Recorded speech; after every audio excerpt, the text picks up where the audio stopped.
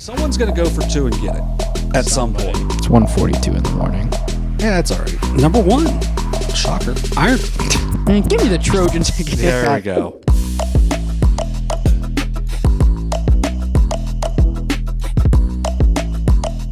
Welcome into Overtime, presented by Perfection One. My name is John Bruce, along with Shayne Combs, as always. Welcome into episode 80 of the Southern Ohio Sports Authority's flagship podcast show.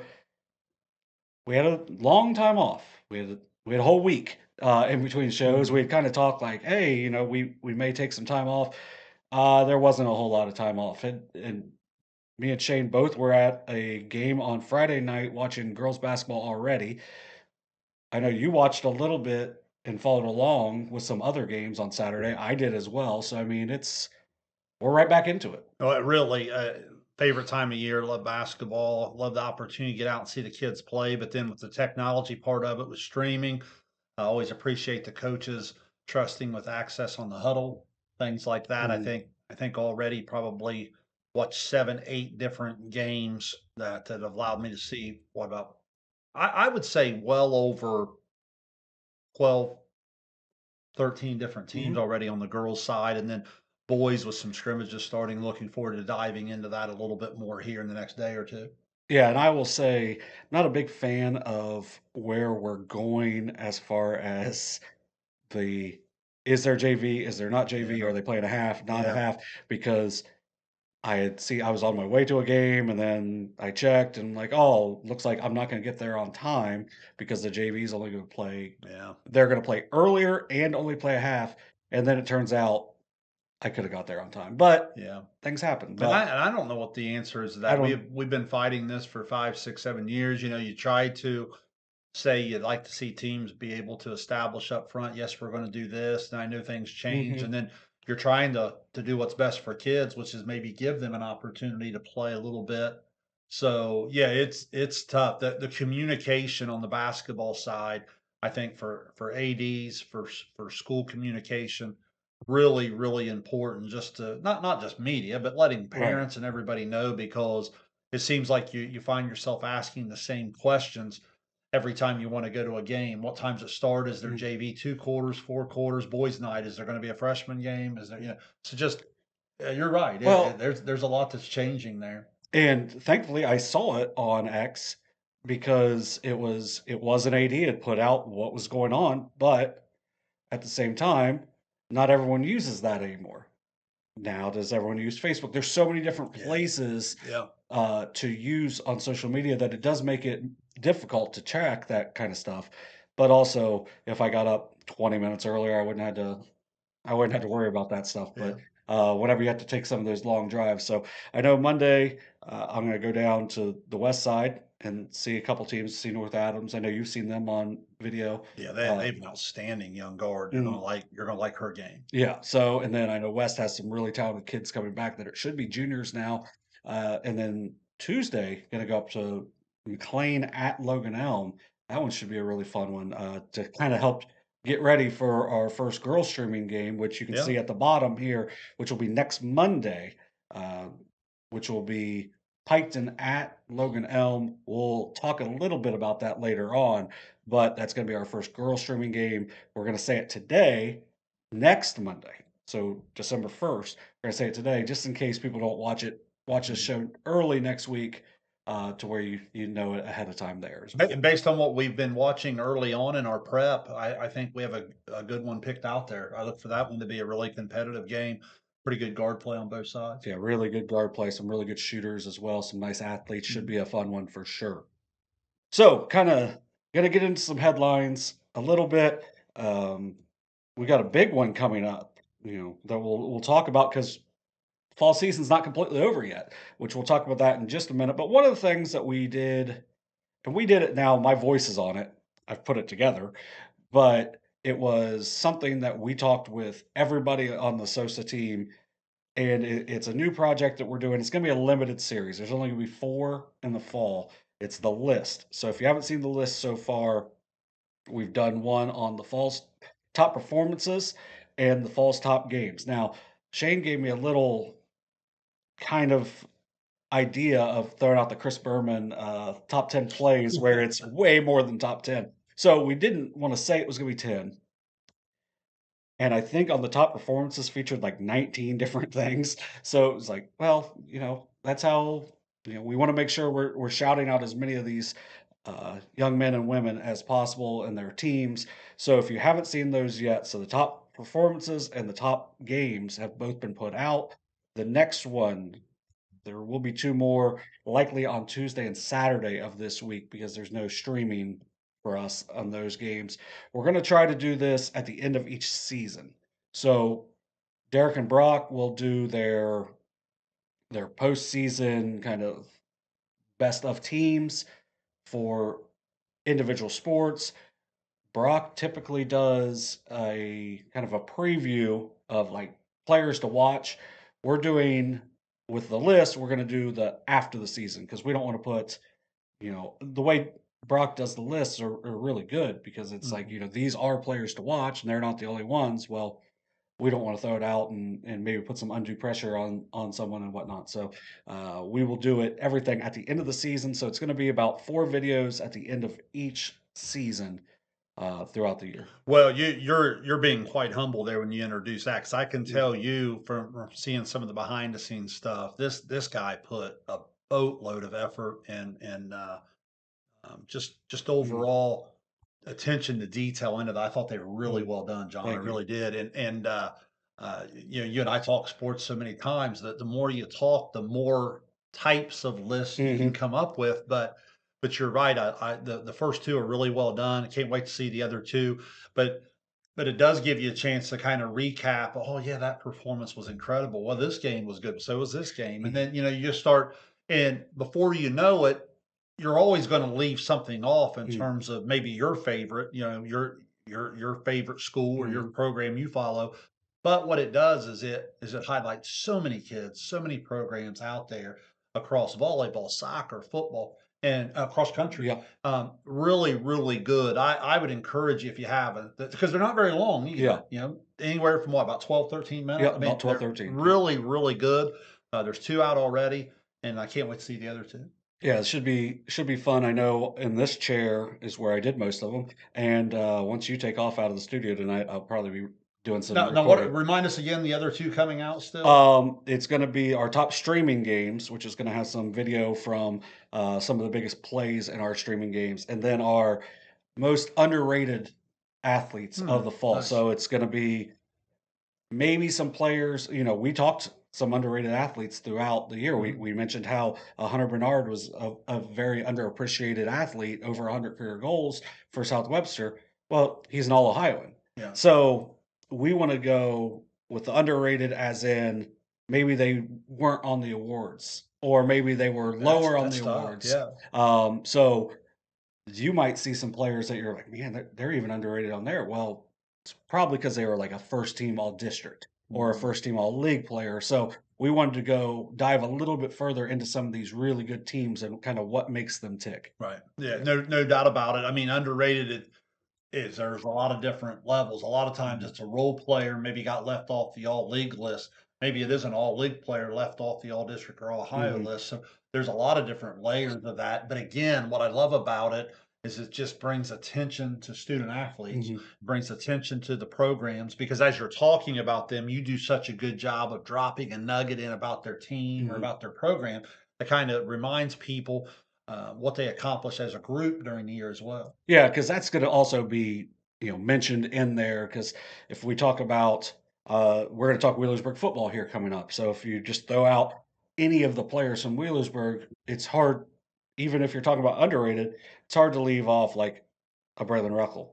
or Rucker or a Cooper Heimbach and what value he brings. Even though he's probably going to be an All Ohio kicker, it's still it's you're still going to mention those Yeah. types of players, and that's what makes that entire team so good. Where like a Mhm. Ryan Meeker on their offensive line is the lineman of the year in the district. Well, there's some other guys on that line that are really, Really good. really good Yeah. as well. So it's gonna try to mention a lot. It's gonna be a little more than the 10 that was the original idea. Yeah. But we'll see how many that ends up being. That one's probably gonna be the Saturday because that one's gonna take longer to Yeah. even put together and whatnot. So, uh, but we mentioned how football season is not over, and that is because the Wheelersburg Pirates are going back to the Final Four for the first time since the 2000, I believe, 18 season. Now I gotta look it up. Brock put it out there, but Just outstanding. I mean, just been so impressed with them from early in the year, John. They just some of their scores before I had a chance to see it with my own eyes. mhm, Some of their early scores this year just grab your attention, and you're like, "Oh, yeah, man!" And then you would follow a couple things, and then they really jumped out. And the big win over Jackson, the big win over Ironton. Then they just when we had a chance, I'd watched them on film a little bit, but when we had a chance to first see them in person down there at Valley, that was an absolute clinic. Because again, as I remind people, Valley was a really good football team. yeah, That was a clinic. I mean, from the word go, the focus and the overall domination, and then just getting to follow them and having a really good idea of their personnel. Just really, really complete football team. And congratulations to them and best of luck moving forward here. Not done yet. yeah. They won a state championship in 2017, won a regional title in No good. 2018, and then they were lost in the state semis that next year. But since then, they have won. They only won one playoff game the next year, but 2, 3, 2, 3, Yeah. 3, and now they're back in the Final Four with another 3 wins. They've got a tough one coming up, you What know. I was gonna Yeah, say is when I'm sitting here thinking like, "Okay, now what year did they win that region, or was that the that?" That means you've won a lot of football games. yeah. So, let me pull this up really quick. So, since 2002, they are 41 and 19 in the playoffs. Like, that's just insane.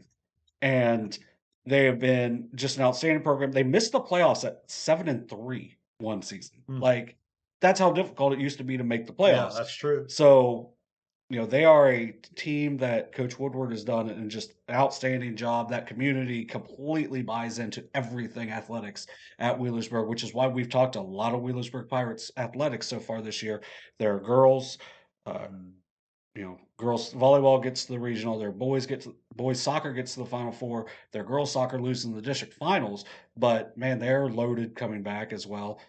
It's an outstanding athletic program It is. school wide at Wheelersburg.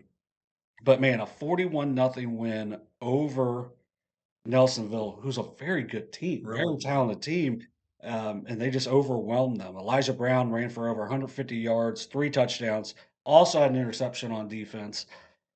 Braylon Rucker, Brady Music each ran in a touchdown, and then Cooper Heimbach just with a couple chip shots from one from 50 and one from 41.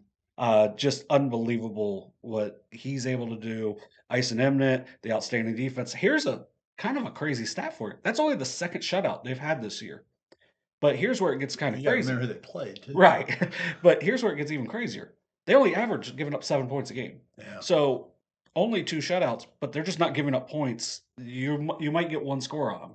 And or like that West game where West got 2 and it seemingly has woken them up since then because they have been completely dominating over this playoff run. So the West game, they give up 13 or they give up 12, then they win 43 to 3, 36-13 over a really good Barnesville team and then a really good Nelsonville team. They beat 41 nothing. Coming up next week, they're going to play at Westville Central against Youngstown Cardinal Mooney. Mooney is going to come in, the Cardinals. We also have Zanesville Bishop, Rosecrans Bishops. So I Yeah. mean, yeah. So the Cardinals come in. They have the number 1 strength of schedule in Division 5, which says a whole lot Yeah. based off of just who they've played. They started off 2-2, losing to Steubenville and Canfield, both outstanding programs, and then have just rolled since then. They don't really blow teams out a whole lot, uh, but they have been just dominating defensively. They won a game 7-3 earlier this year, 10-7, so they can win different types of games. They beat South Range 38-30. So they can win the low scoring, they can win the high scoring as well.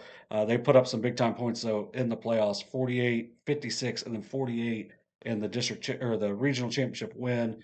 they've got some really fun names as well. So I mean, they've got Vince Gentili at quarterback, Blue Jackson, Mike Schiraldi, along with Brady Desmond, and then the kicker. This should be a really fun kicking matchup. Jacob Gugliotta hit a couple of 35-yarders for Cardinal Mooney the other day, so I would just guess since they're going to him that they feel pretty confident in that, and a lot of their scores are on like the even point totals as well. So probably not seeing a whole lot of misses from him.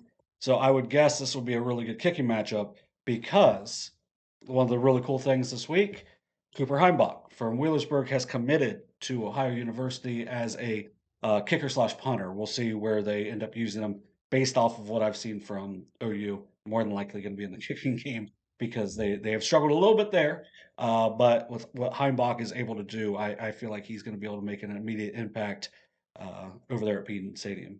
Doesn't surprise me at all. Again, great leg, and what a weapon for Wheelersburg.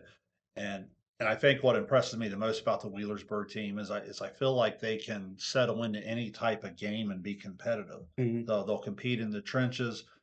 They can run the football well enough to put together the long drive, but they've also have shown plenty of home run ability to make the big play.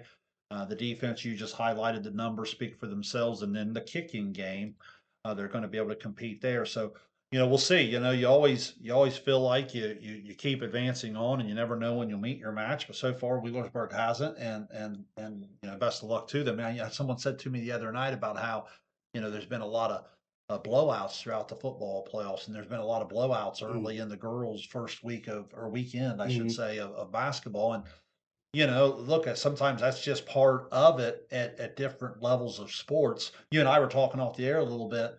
The NFL is probably the the level that's mastered it, Right. and they're probably the most popular from a rating standpoint, where they have the parity and the different things that go about it. But it's it's just unique from the standpoint of they have the salary cap, they have a set roster amount, and it's just kind of you put the best players in the world and say, okay, these are the even rules.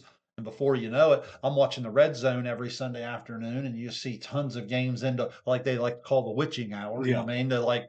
To where you're going to have close games. So if Wheelersburg's able to get into one of those types of games, I'd like their ability to never be out of it because of their ability to hit the home run. But then again, you mentioned congratulations to Cooper Heimbach, and I think he becomes a real weapon if that game would come down to a late Mm. kicking situation. Right. He's just dynamic for them. You mentioned the blowouts, so let's talk about that for just a minute before Sure. we get into the girls' basketball preview. So, where you mentioned it's happened a little bit in the playoffs, but it's also happened a little bit early in the season. Yeah. So, in the playoffs, I think you can look at it a little bit of actually in both. You could be dealing with depth in one way or the other. So playoffs, I know talking to Coach Hoops at the end of their Week 13 game, he's like, "Well, it's Week 13. You're going to have injuries." And do you think how much of that does come into depth? Because if some of these teams lose two or three really talented players, it can really affect how they play, especially if it's like on the line. Like we watched, I watched the New England Patriots today. They've been playing the same offensive line all year. They had three different guys leave with injuries today. Like that's going to be a killer for them in the future. So how much does depth come into factor into some of these blowouts? I think it has to, because remember we talked about it earlier in the year where it shows up far more in Division 7, Division 6. As you get into the higher divisions, the next man up might be a little bit more of a realistic or um, phrasing to use, Hmm. right? Oftentimes at the smaller school, we've said before, you get the right person go down or the wrong person, however you want Right. to look at it, go down, and there is no next boy or girl up, Right. right? It becomes a collective type of thing or so forth. So yeah, I think that's a big factor. I think you get into high school football, you get into the trenches, you get into bigger, faster, stronger, and sometimes you're not going to get those competitive matchups. I think in basketball you can have the same thing. I think the difference in basketball would lend itself a little bit more to competitive, at least for 2.5, 3 quarters. Some nights is you're only playing 5 on 5. Mhm. So like if I'm building a football program and I'm trying to build 20, 25, 30 people into a roster that can go out on a Friday night and make a play. Does that make sense? Where in basketball, we're going to talk about some of these different Yeah. programs that are trending up over the last couple of years. Well, if you look at what has happened, you've had some kids come in and through their freshman, sophomore year, you get 2, 3 kids. Well, before you know it, that's 60% of your lineup. All of a sudden, you got a nucleus to build around there, and you can get more competitive in a quicker fashion, I believe, in basketball than you can in trying to build like a football roster. Yeah, I agree with that as well. Now, we'll move to basketball and just the blowout factor. Do you think some of the early season blowouts could factor into maybe a long tournament run in a different sport with a short preseason, or could it be a more experienced coaching staff where they know how to navigate that and get you ready as soon as week one happens, as opposed to like sometimes it's just mismatches. But do you think that can come down to that long? We'll say like I'll use the McLean girls; they haven't played yet, um, but where they made their longest soccer run ever. Soccer and basketball have completely different skill sets.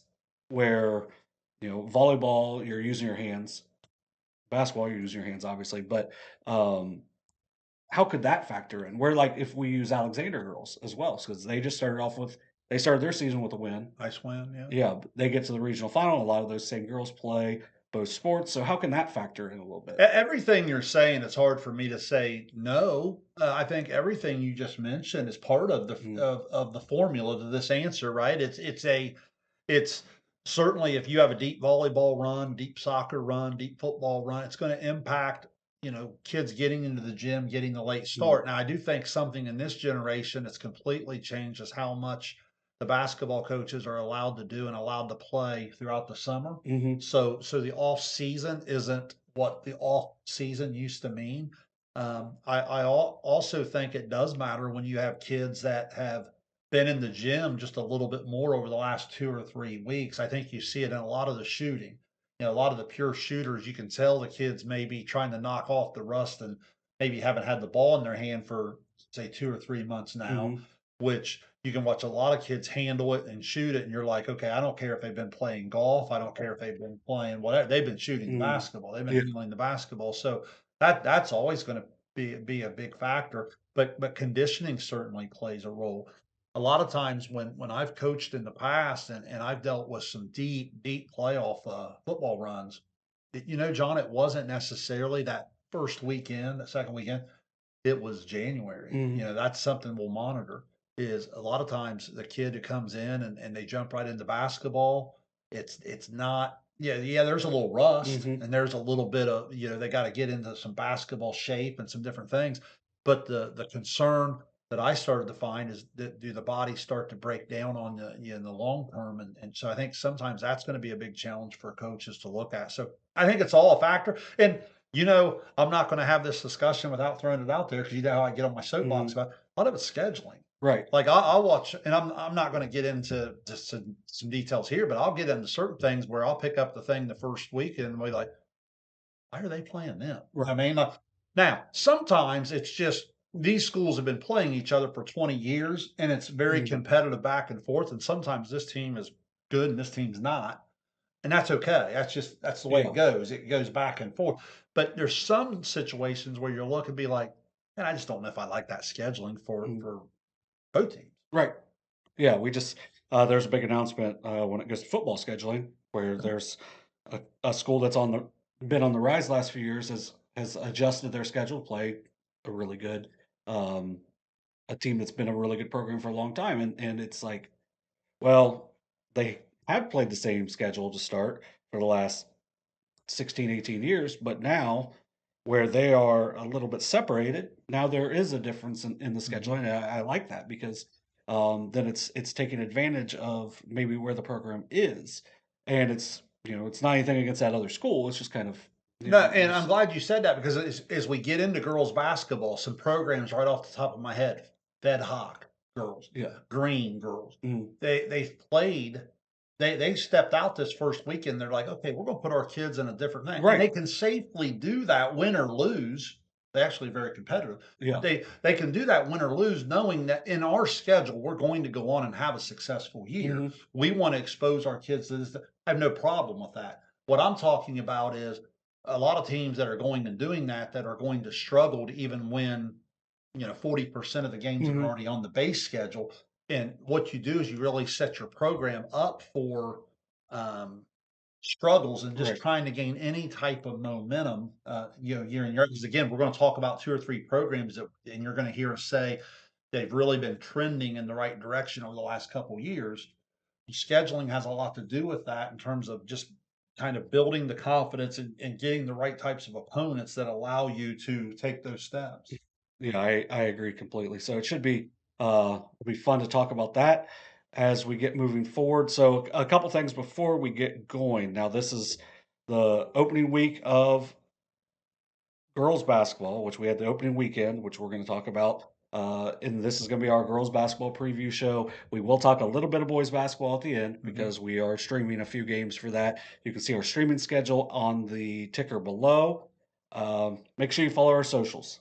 So Derek Webb, Brock Netter, they're going to be out at games most nights. I'm going to be out Monday, Tuesday, coming up this week, probably Saturday as well. We'll see on that. We'll see how the early morning, we'd say the 12 o'clock game. There's a big one at 12 o'clock on Saturday that might decide how I'm feeling.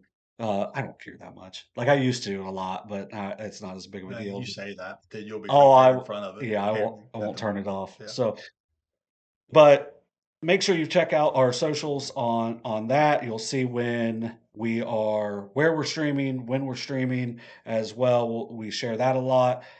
Check out here on YouTube. Make sure you subscribe and then enable notifications as well because that'll just help you see whenever we post a new list, a new interview, uh, a new overtime, a new bad company. Which I mean, they did a really good episode with Coach Beeler of Huntington. So you're going to see all kinds of different things on there. And then if maybe you miss when a game is streaming, the notifications on there will tell you when we're streaming as well. Now, I'm not sure if we're going to put out like our full schedule of when we're streaming on the year. I know we have one prepared all the way up until. Um, Let me look. I'm not going to say the exact. I think it's February 17th is the last one. We've got a lot of games in there. We've got the SOSA Classic that will be September February 7th. At Jackson, that's going to be our showcase. We're going to have 6 games there. That'll all be coming out very soon.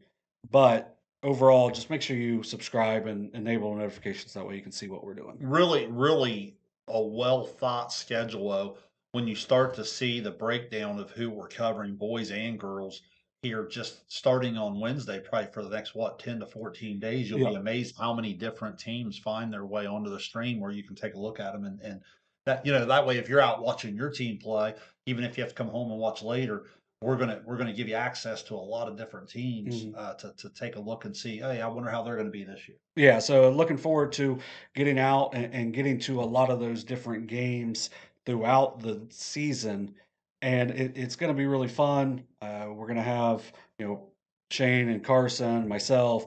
Kenneth's going to have a call on Friday as well, so we may have a couple more people jump in whenever needed. But we're going to have a lot of games streaming throughout, and there's a lot of different places where you can watch streaming games as well. So give them. Some views as well because it is not it's not easy when you put in the amount of work that we put in for these games. I'm guessing everyone else does as well. So it's just we try to showcase as many kids as we can, and really looking forward to that starting on Wednesday over at Zane Tricks. So now we're going to jump into our girls basketball preview. But before we really get into the preview, we're going to go by conference. We're going to talk about a lot of different teams, a lot of different players, a lot of different programs. One thing we want to highlight, and we're gonna do this throughout the year, is going to be some commitments, college commitments. We're going to start with the 3 big ones to start, and then throughout the year, we're going to hit on different commitments at every level. Because if you are moving on to play Oh, no at the question. next level, it is an outstanding thing. So we look forward to following all of these kids as they move on into their college careers. I know I was tracking, you know, two really good players from Minford. I was tracking, West Liberty and Nova Southeastern. I was checking Winthrop over the weekend, Tiffin girls basketball, Malone girls basketball as well. Um, I know Daisha Reed's down at Georgetown. So like we're gonna see where all these kids are at the next level, and it's really fun to follow along and just know we've been able to watch their growth throughout, and now they're getting to make an impact at the next level as Yeah, well. no question. It's always exciting to see them move on, and it kind of gives them a little cheat code, if you will, into education. Kind of keeps them motivated in the classroom. A Mhm. lot of like what you see at the middle school and high school level. Right now, they're Yeah. into that level, and they're playing at a higher level, and they're being exposed to a whole different level. But they're also getting some inside track to an incredible education and whatever it is they decide to do. So that's what's always made sports so cool is it gives you that avenue to kind of to just make yourself Mhm. better in terms of life. So yeah, it's exciting for me to follow them. I'm the same way. I'm constantly looking and saying, "Oh, I wonder Mhm. how he or she played tonight," or so forth. And so yeah, know that we're proud of you, and know Right. that we're following you when you go to that next level. Yeah, and then one of the cool things on the bios is you see what they're studying and taking advantage of Yeah. those chances to whatever money you're getting to help with your education, making it to where it's a little easier to set up your post athletic life Mhm. if you're not staying in athletics, because I think a lot of the kids are going to stay in some form of athletics as well. But first off, we want to start with Unioto's Miley Smith. She's committed to go to the University of Dayton. Just an outstanding player, an outstanding kid, just does so many different things well. And you've seen her growth from the beginning. And you said it the other day, and I think it'd be really good for you to throw that out there of kind of what you said about her when you were game planning for her as a freshman compared to like what you see now. Yeah, what I always love about kids, the coach in me, I always like to see kids get better. I Yeah. just like to see them add stuff to their game. And when she was coming up through junior high and into her freshman year, she's obviously a terrific player. You Mhm. you knew that right away. Like, oh wait a minute, this is different. But there were there were weaknesses in her game when it comes to going to Dayton. You know what I Right. mean? Like, and as you watched her grow throughout her freshman year, obviously she was on really good teams from day one, so that made it even harder to guard her because of who was around her. But as you watched her throughout her freshman year, you started to see the game slow down to her. She started to read the defenses better. She Mhm. understood, obviously very well coached, Coach Miller and his staff. And John, I thought where it really started to take off was into the sophomore and junior year when the shots started to Mhm. improve. When she was able to really step out and really shoot the ball with consistency from the 3-point line, on the pull up, at the free throw line. I thought that's when her game really went to the next level because that's when you didn't really have an answer for Mhm. her because as she draws the defender, except that she's really, really good with her handles, so she can really go right, really go left, and then she's very dynamic in terms of stop go and very explosive to the rim. So she Mhm. gets downhill. I was watching her on film the other night in her opener against Miami Mhm. Trace, and obviously Miami Trace I think is going to be fine. I mean Yeah. they're going to be an athletic group or whatever, and they were just having trouble keeping her in front. Mhm. Their help side got over a couple times or whatever, but. Uh, yeah, Miley's terrific talent. I'm excited to see her game. She's going to athletically be just fine as she moves to that level, which will give her a chance. Because a lot of times I think kids go to that level and they struggle on the defensive end. Mhm. I think she'll be able to make that transition just fine. And I'm excited to see where her career will take her. Congratulations to her as we record on Sunday. She just Yep. scored her 1,500 points. Yep. 1,500 point and a win over Waynesville, a team that Fairland beat last year in the regional. So Yeah. it's a really good team to start off one of those early season games to compete against. And, Miley's game has grown throughout. And what I've really enjoyed watching is her intensity has grown throughout as well. So um, watching her in like middle school, maybe it wasn't difficult. But Oh, when it things wasn't. got when things got a little more difficult, you could see that, man, she's gonna fight for everything. And like if you just go back and watch as a freshman, that game against Sheridan, she was unbelievable in that game. Um, had some other players hit some big shots, but she made the big plays down the stretch, and it was like, I'm gonna win this game. type of stuff from her. And that is why, she's going to be able to play at that next level. And I think we'll have success. Another player that is going to go to the next level and will definitely have some success. Portsmouth's Sienna Allen has committed to Ohio University.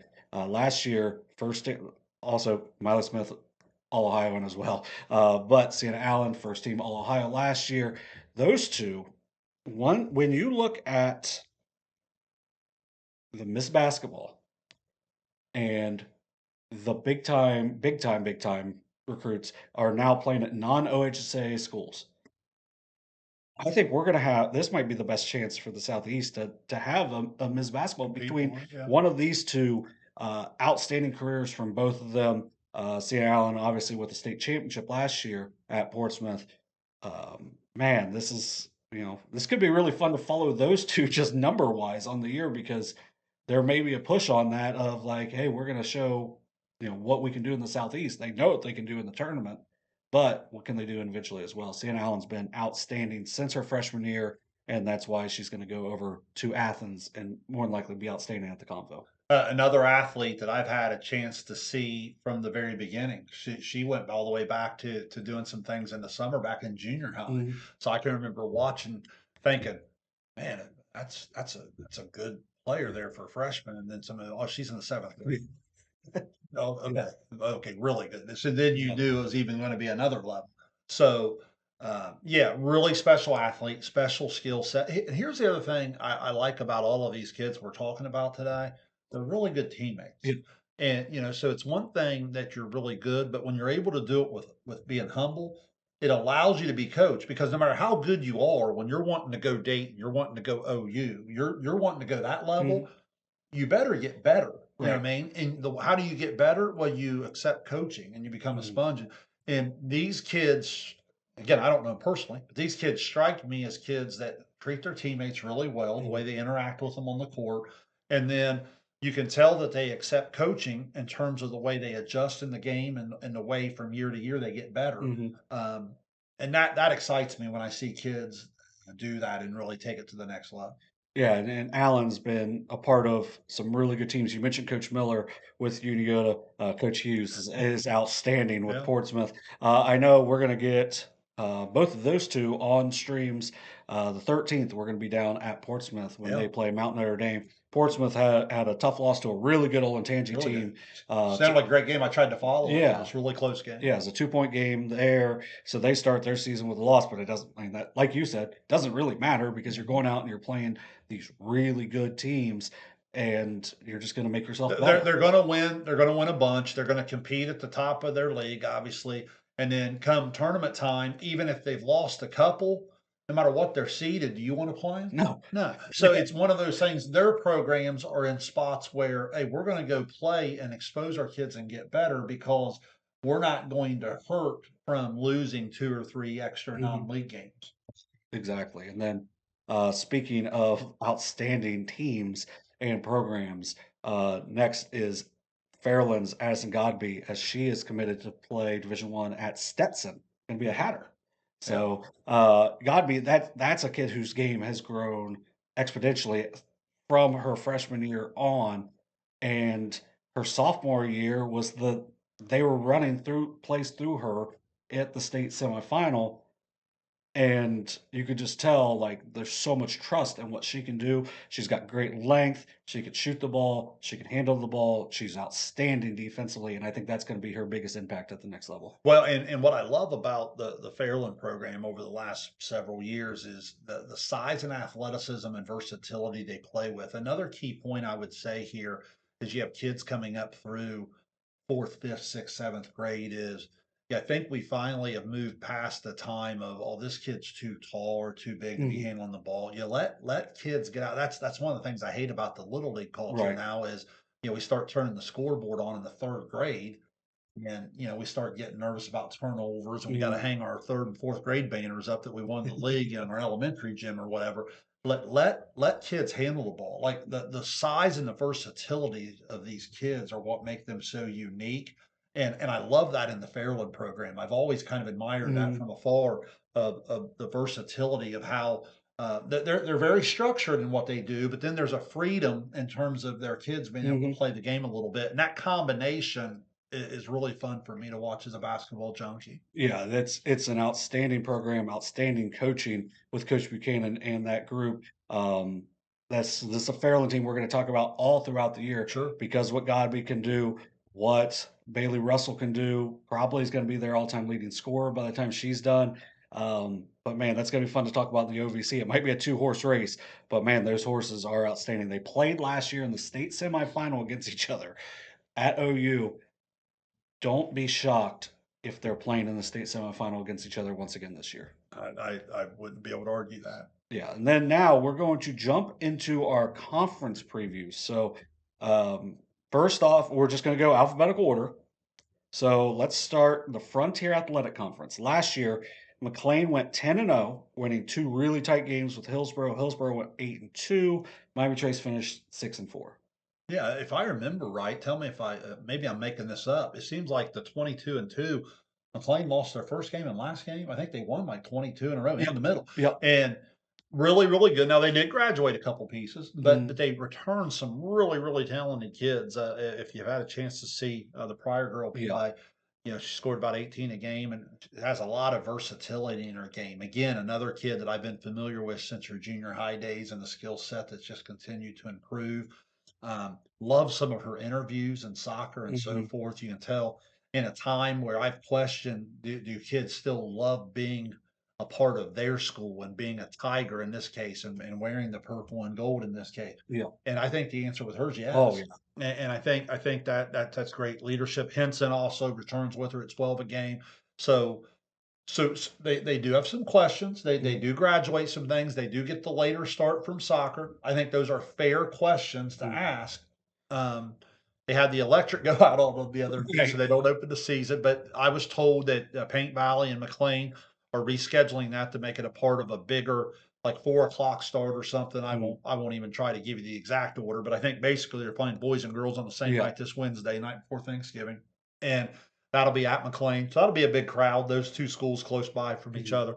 Um, but yeah, if I look through the FAC, I think that it's still very gettable, and I Mhm. think putting McLean up there at the top, probably what Hillsborough 2 games back, I'd say that's probably a fair predictor Mhm. again. But there's certainly some teams I've had a chance to take a look at that I still think can be a factor. Like for example, I watched Miami Trace the other night, and obviously Unioto had their way with Right. them. I don't know that that's a fair evaluation, because Mhm. this Unioto team's really, really good. Um, I ended up seeing some things on film that I think Miami Trace throughout the next couple of weeks will Mhm. start to iron out. I think they'll be a dangerous team. Maybe not Yeah. quite as skilled or as talented as Greenfield, but certainly athletically capable of going toe to toe with them and Mhm. competing with them. Well, then Greenfield, you mentioned, Larry Henson, and then obviously Paisley Pryor, but Leah Lovett, Bree Cummins, just amongst those other athletic pieces coming back from a season ago. You lose out, Wright and Eikenberry are really big pieces for that team last year, but I think they're going to have an excellent chance to just be really good once again this season. Now, Hillsborough is one they got, and this is the kind of new-ish age where they had some just kids leave, Yeah. like Yeah. kids not coming back, kids leave to go to other schools, but they got Tylee Davis who had 23 points, 10 rebounds in their overtime win over Athens on Saturday. A great win to start the season for them. Kobe Miles with 10 points in that one. Miles is one of those just outstanding multi-sport athletes that can do a lot. I think it's Ani Young, and then Ella Jordan also had some really big games for them. Yeah. I mean, they're a team that maybe they don't have the depth that they expected to have after last season, where they had a really good year. They were a couple baskets away from winning the FAC or at least getting a share. But man, when you got a Tylee Davis, you're gonna have a chance any night.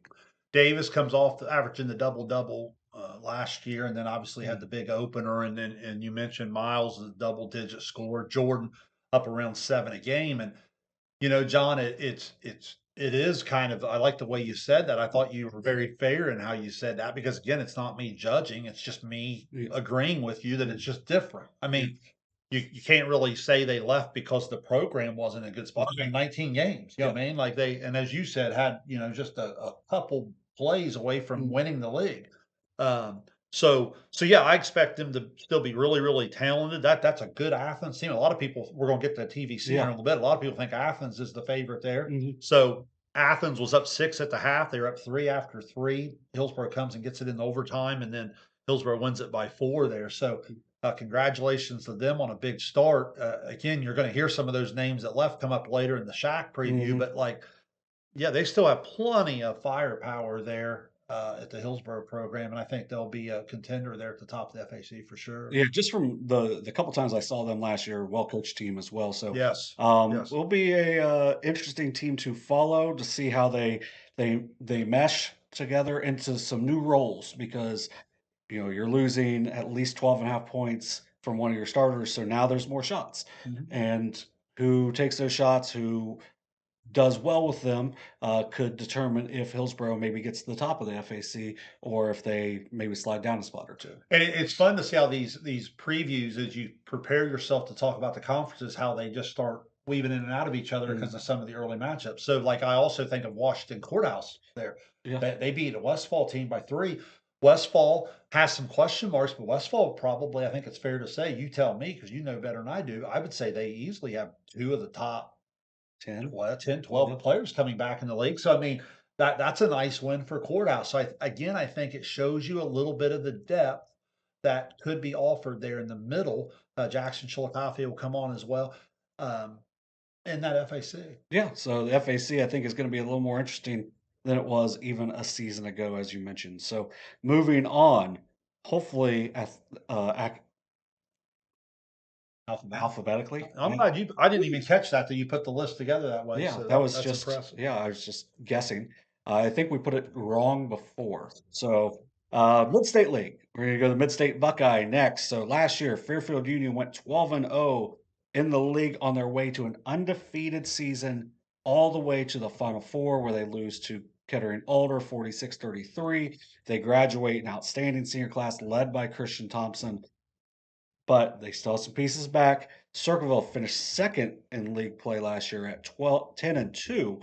They won 20 games, losing to Fairfield Union 3 times, including in the Mhm. district championship game.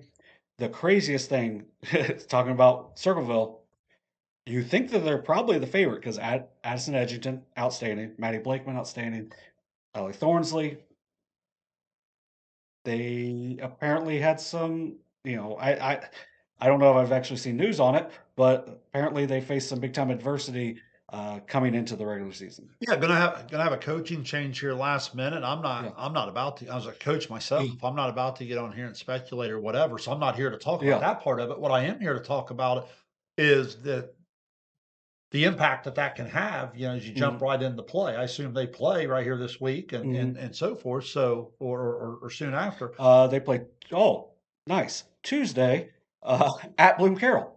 That's easy. Right. So my So point is again, that's a factor. You know what mhm. I mean? It's one of those things. Now it'll help that you have an experienced group, you have Mhm. a talented group.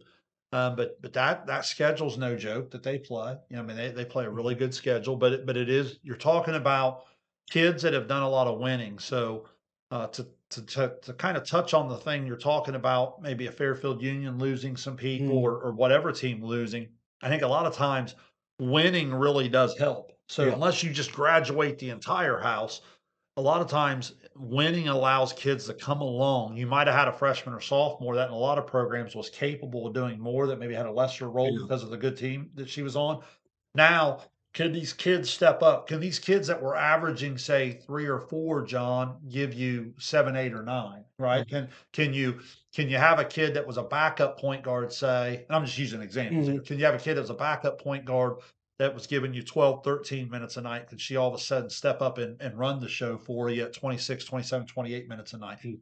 And if the answer is yes, a lot of times you can kind of roll that tradition over and continue to go. But that's certainly something at Circleville there that you can't help but draw your attention to, and you'll kind of be watching to see how that unfolds here in the first 2 to 3 games. Right, and then, they go 20-5 last year, they have a coaching change in the offseason to start with. Yeah, They only graduated 1 senior last year, right. so you have a lot of kids back now. Brooklyn Kramer is one to keep an eye on. She got hurt about midway through the season. She was running the show for them at the point to start the year. If she can come back and be healthy, man, that's gonna make that team even better. Kaylee West is another one, Mallory McConnell. They've got some really nice pieces, and this is a team that I think can win the MSL and maybe make a deep run in Division 4, but you gotta kinda figure out the coaching side of things. You do, and look, things will sort out over the next couple weeks, and we'll see how that unfolds. Just to see how they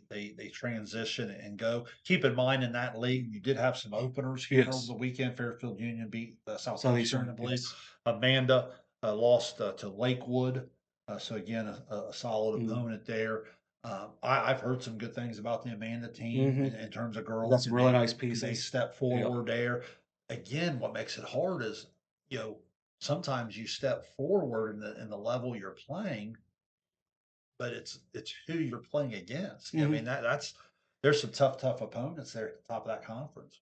Well, and like last year, Fairfield Union, we didn't know coming into the season what they were gonna be because they had multiple players didn't play the year before. So they got to a district final, which I guess would be 3 years ago now.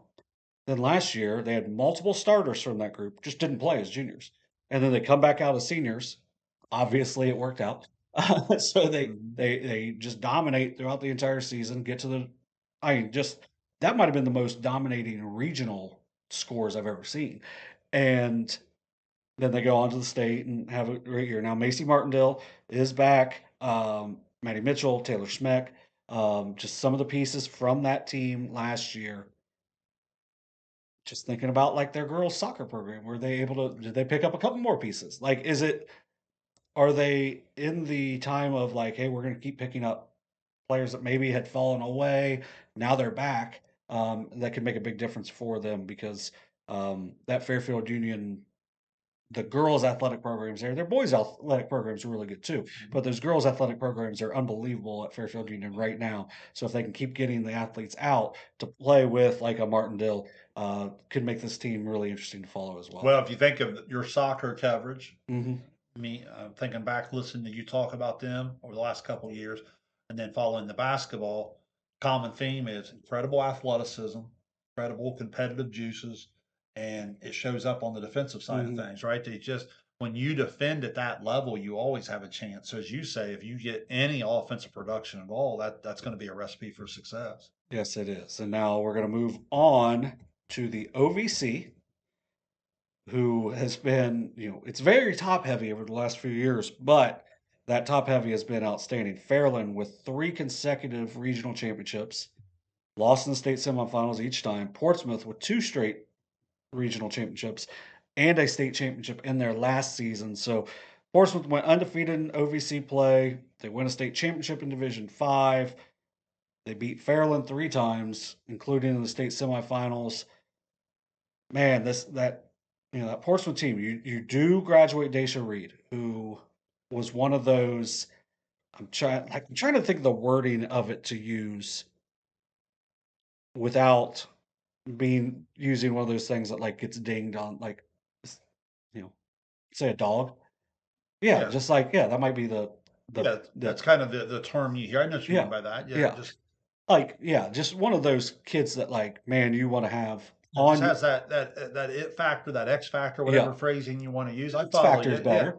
Yeah, just has the skill and the talent, not e but you're not even talking about that. You're talking there's a lot of kids that have a lot of talent, like, when the game's on the line or when things get really tough or physical Mhm. or whatever, they're like, "Man, I don't even do that." Right. Where it was almost like you'd watch her play and she'd be like, "Well, this is fun. Give me the" I Yeah, mean, like, it exactly. was just and she just it is almost like the harder the situation got or the higher intensity or the pressure, she was at her best. Yeah. Well, like I I just love that, doing the coach's call-in show with Coach Miller was fun because he mentioned her and he's like, "Yeah, she just came to the North-South game, was like, "I think I'm gonna win the MVP," and just goes out and just is the best player on the court with all these big time They were players, the and best, she's yeah. just like, "Yeah, I'm gonna go do this," Yeah. and she wins the MVP. So I mean, that's gonna be a big time loss. They've got some Yeah, really sure. they've got some really talented players.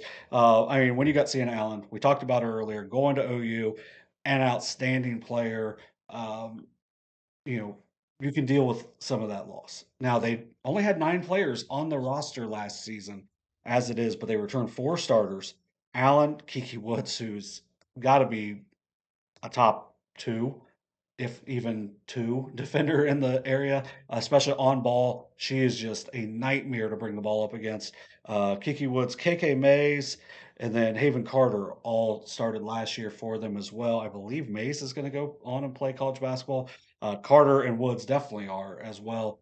Um, yeah, I mean it's a team that is going to be very good. They go out, they play Olentangy to start.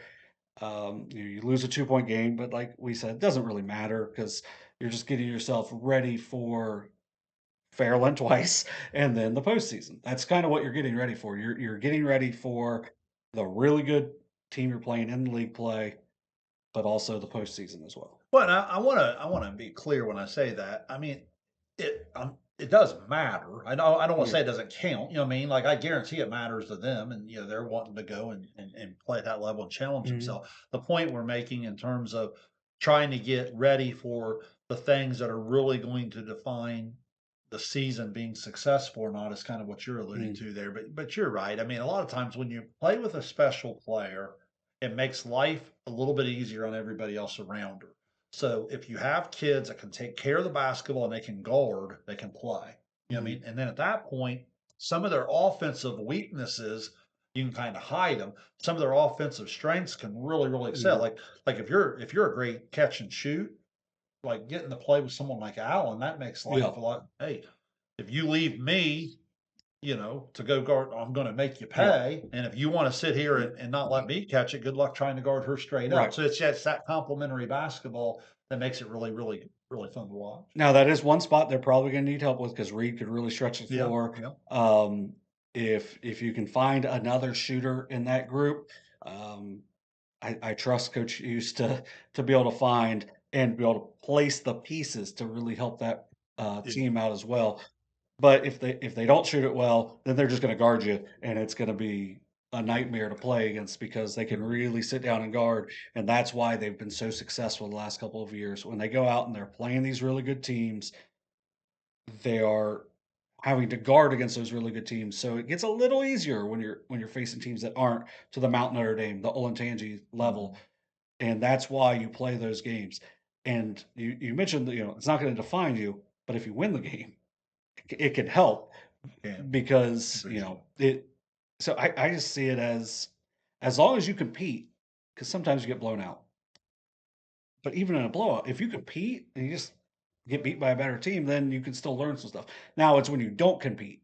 Those are the times when if you go out and challenge yourselves, those are the ones that can raise the red flags. And obviously that game with Olentangy will not raise red flags in that way. I think what it'll do, John, is it gives you film to watch on the defensive end Mhm, because when you break down that level of opponent can make you pay. mhm, So, for example, when if Portsmouth goes out and scores in the 60s throughout the year, they're going to eliminate three-fourths of their schedule mhm. because three-fourths of their schedule can't score 60 against that team. Right. The way they're going to guard you, right? So, what playing in Olentangy does is it gives you opportunity. I guarantee you there'll be clips on that film where they'll be able to look and say, okay, look, we're breaking down here, and today we're playing an opponent that made us pay for it.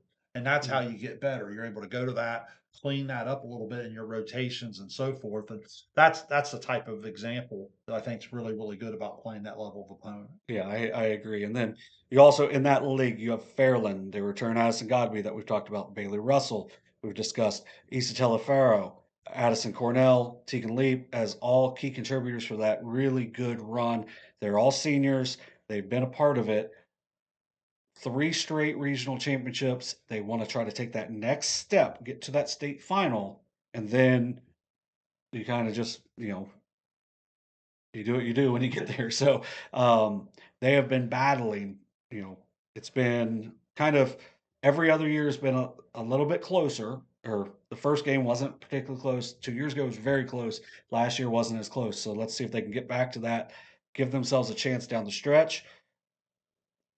Russell likely gonna be their all-time leading scorer, which is incredible at that program with how talented they are, with how good of shooters they have, and it's just it's a really fun program. Coach Buchanan's done a great job. If you look at their roster, they've got a bunch of freshmen on there as well. So it wouldn't surprise me if they are just, getting ready for another run after this really talented senior class goes. But it's a really, Fairland's going to be a really fun team to watch this year. No question. I mean, if you're the all-time anything at Fairland in girls basketball, that means you're really good. And then you rattled off names there that just screams depth. And Mhm. then I like what you said about the roster because again, that's what the really special programs Mhm. do is they just kind of rinse and repeat, right? It's just what's the saying they always say? There's no rebuild, there's just a reload. Yeah. Just the new group will come through, and you'll be like, oh, this is the this is the next group, so to speak, and it just continues to roll over. So certainly a conference that has some elite teams. And what you might find is, there might be some capable teams down through that league that just aren't ready to compete at that level, but that aren't that bad. Right. Yeah. And then I know Gaia's got some really talented kids coming. We'll see if they can make an impact yet, but they're a team to look for. I know Ironton typically has some really nice athletes as well.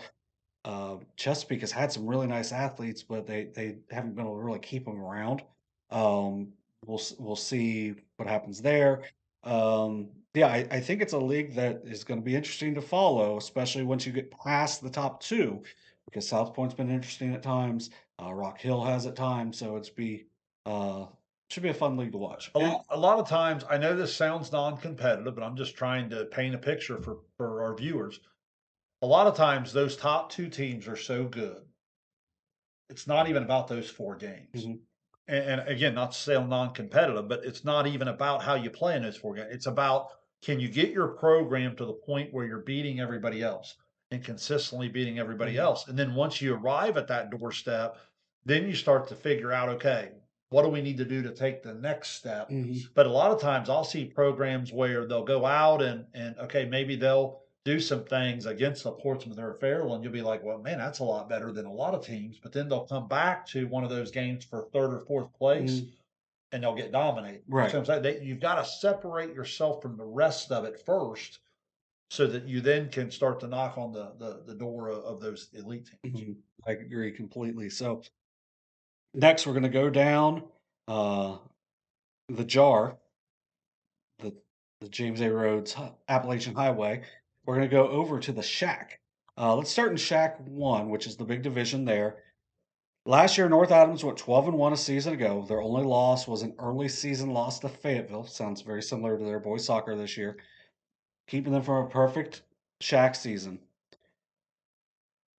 Eastern Brown went 9-4. They're one that I need to see their entire roster to see because I've heard they've added some pieces there as well. But North Adams graduated a really good senior class. Caitlin Borger was outstanding. Had a really nice freshman year of volleyball over at Shawnee State. She's going to be a big loss for them. I think they started 4 seniors on that group. Mhm. They've won 3 straight Shack One titles. You know, Coach Rob Davis does an outstanding job there.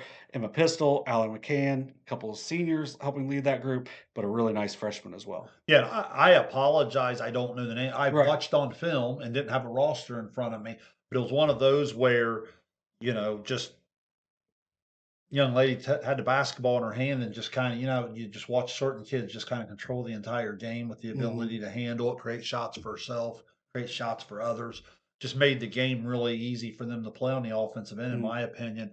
I was real impressed with her defensive fundamentals and some of that everything. You just tell she's exposed to the game. So again, I apologize. We're obviously going to talk Well, about this we'll kid be able to talk plenty. about her next week because I'm going to see her tomorrow night at, Yes, you know, and so it's just the thing that jumped out at me. I was going in expecting the same thing. Man, by mhm. North Adams standards, they're probably going to have to take a step back a little bit, and I don't know that they are. You know what I Right. mean? Yes, you're going to have situations where that lack of seniors will show up a little Mhm. bit, but I think they're going to be able to kind of reload and go. A lot of the preseason stuff I've seen's had their name right there at the top, Mhm. and very respectful comments on Eastern, and I've even been told Ripley should be a lot better this year. And I know Lynchburg. I know Lynchburg's kind of trying to reload it a little bit. You know, she's been there a long time, does a great Mhm. job, and but I can promise you with what they have coming back, it won't take them long Yeah. to be a factor again too. Yeah, Eastern finished second last year, 16-8. Coach Pickrell does an outstanding job. Yes. They haven't won the league since 21-22. Sophia All last year averaged over 12 points a game, shot over 50% to lead the league in field goal percentage. They've got some new additions as well. They're going to be really interesting to see. We're going to see them in person, I believe, in January. We're going to get down to I can't think of the Winchester. Get down to Winchester and watch Okay. down there. So Eastern will be really fun to watch down there. They opened with a dominated win over East Clinton. Yes. Um, I was looking for some scoring on that so I could get some extra names on there, but I didn't see it as of. Is it press time? Is it press time because we're doing this? I don't know. But yeah. So for the Shack one, it'll be those two. Manning's back for Ripley, which will make them very interesting as well as you mentioned. They're a team that based purely off of what I see from their what they share on X the everything app is like they put out so much positive stuff about their school. It's just like, man, I just want them to start winning because it's like Yeah. Yeah. it's Yeah. just Yeah. one of those like they're so positive about like the what their kids are doing, and that's one of the reasons I love, Eastern Brown is because I know about these kids that they have and what they do because they're so good They about put promote them. yeah, Yeah. they promote them, and it's so whenever you go down, you know a little bit about the teams, and then, it does help. Even Mhm. when, we're covering the 66 schools or whatever we cover to be able to see a little bit of stuff because, we may not be able to get to all 66 schools. We may not Yeah. be able to see all of them. So getting any of that extra help definitely does help. That's what I appreciate about Whitney Lewis. I mentioned Lynchburg Yes. they're being well coached. Whitney Yeah. Lewis, obviously going into their 15th season, I think it is now.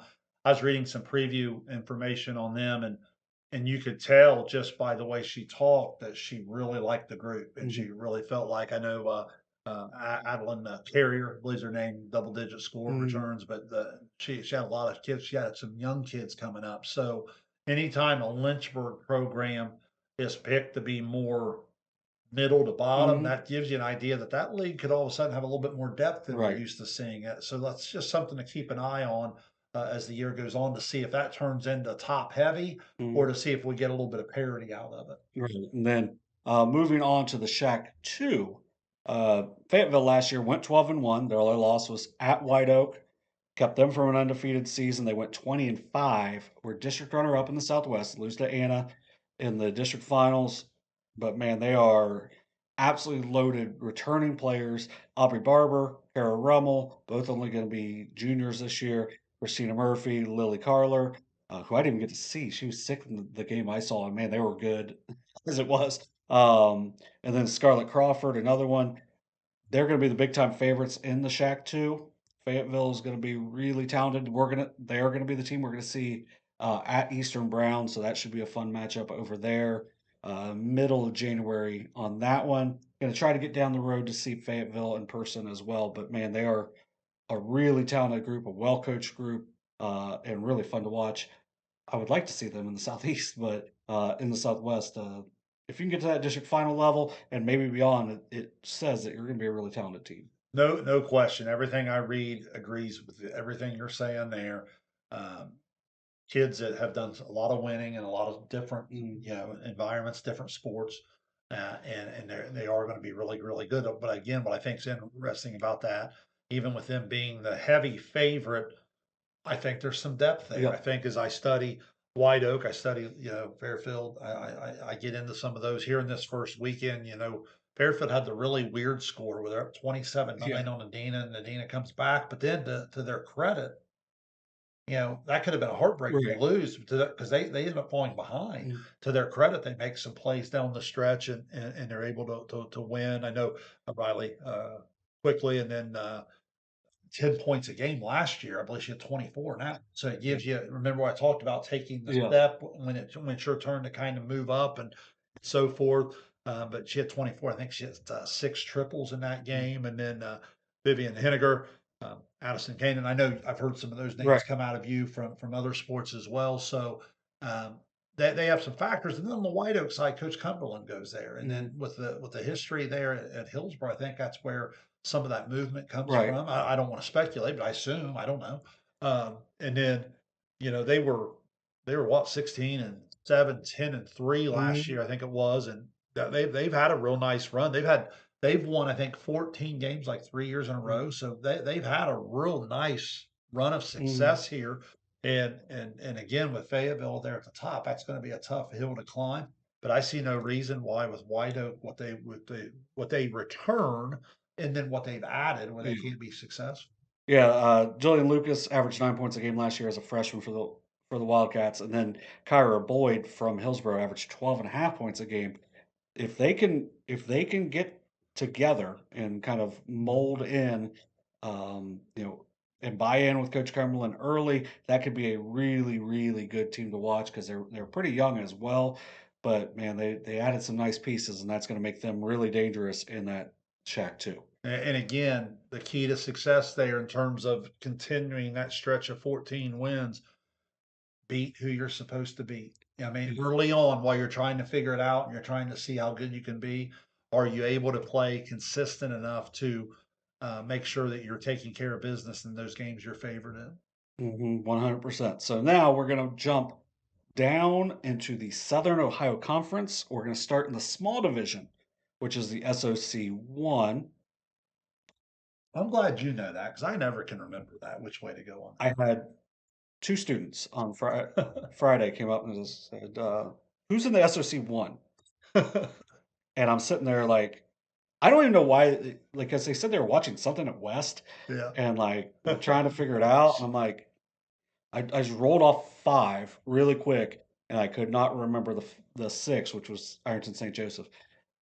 And because I was thinking of all just in Portsmouth. So I No, was I'm saying yeah. I'm glad you just know which one's which because I'd have been Well, like, I'm I just don't know if that's this one or if it's Wheelersburg or if it which uh, ways it go. You know I'm what I I'm just mean? giving the students some credit If there. if they Yeah. if they if they ask me SOC2, I feel comfortable Yeah. answering. You ask me 1 and 3, and I'm like, which way's that go? You Exactly, know? yeah. So, especially because the shack is different. Yeah. So, that's why, like, if, let's say, a local to Chillicothe area league expands, I hope they don't go with numbers. I hope they just go with, like, east, west, or whatever.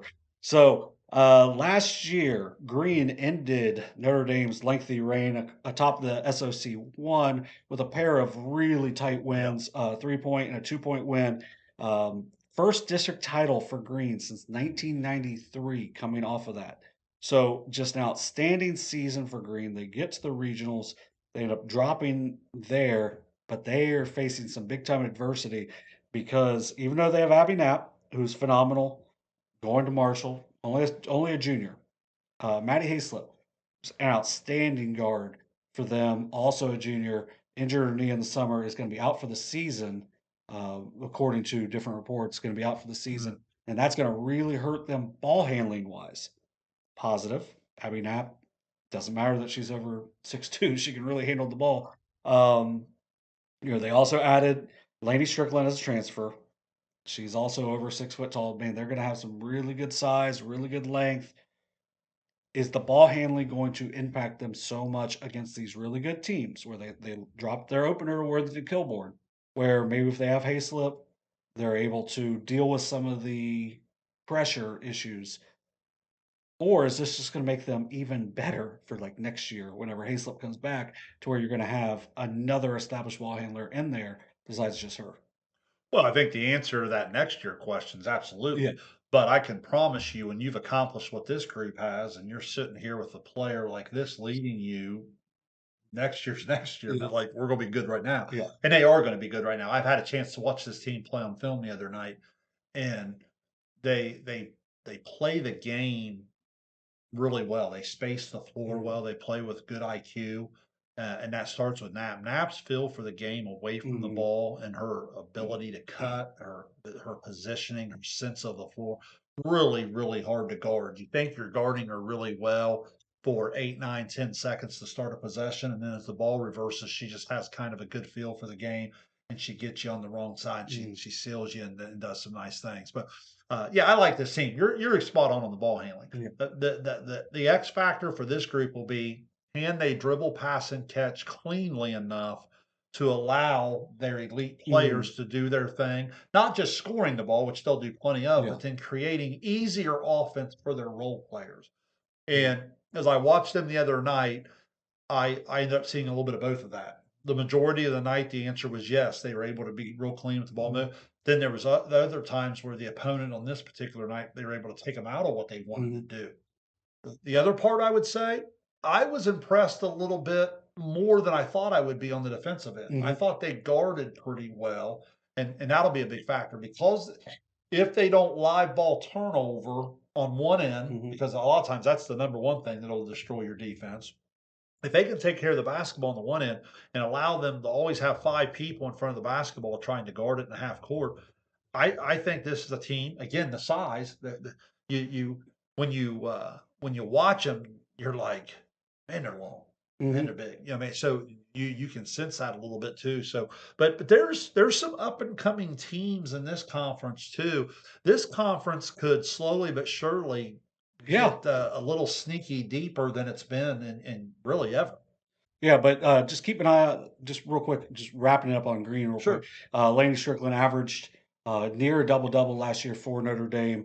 It's going to make a big time difference for them. And then Elizabeth McBee is another young player for them. And then Addison Blizzard shot the ball really well for them. So they're going to have some really nice pieces as well. I think it's only a couple of seniors that they're going to have. So they're still going to be building a lot to that next year, but I mean, this year is going to be outstanding as well for Green. But Notre Dame, you can't sleep on them. There's a reason why they had such a long run as they did.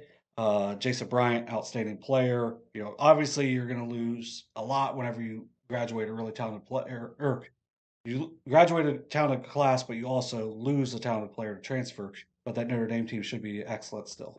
Well, I mean, yeah, they give up 4 points in their opener. I mean, no matter who you're playing, that's a number that catches your attention just in terms of look, this is a team that set the standard in this conference in this particular division for a long, long time.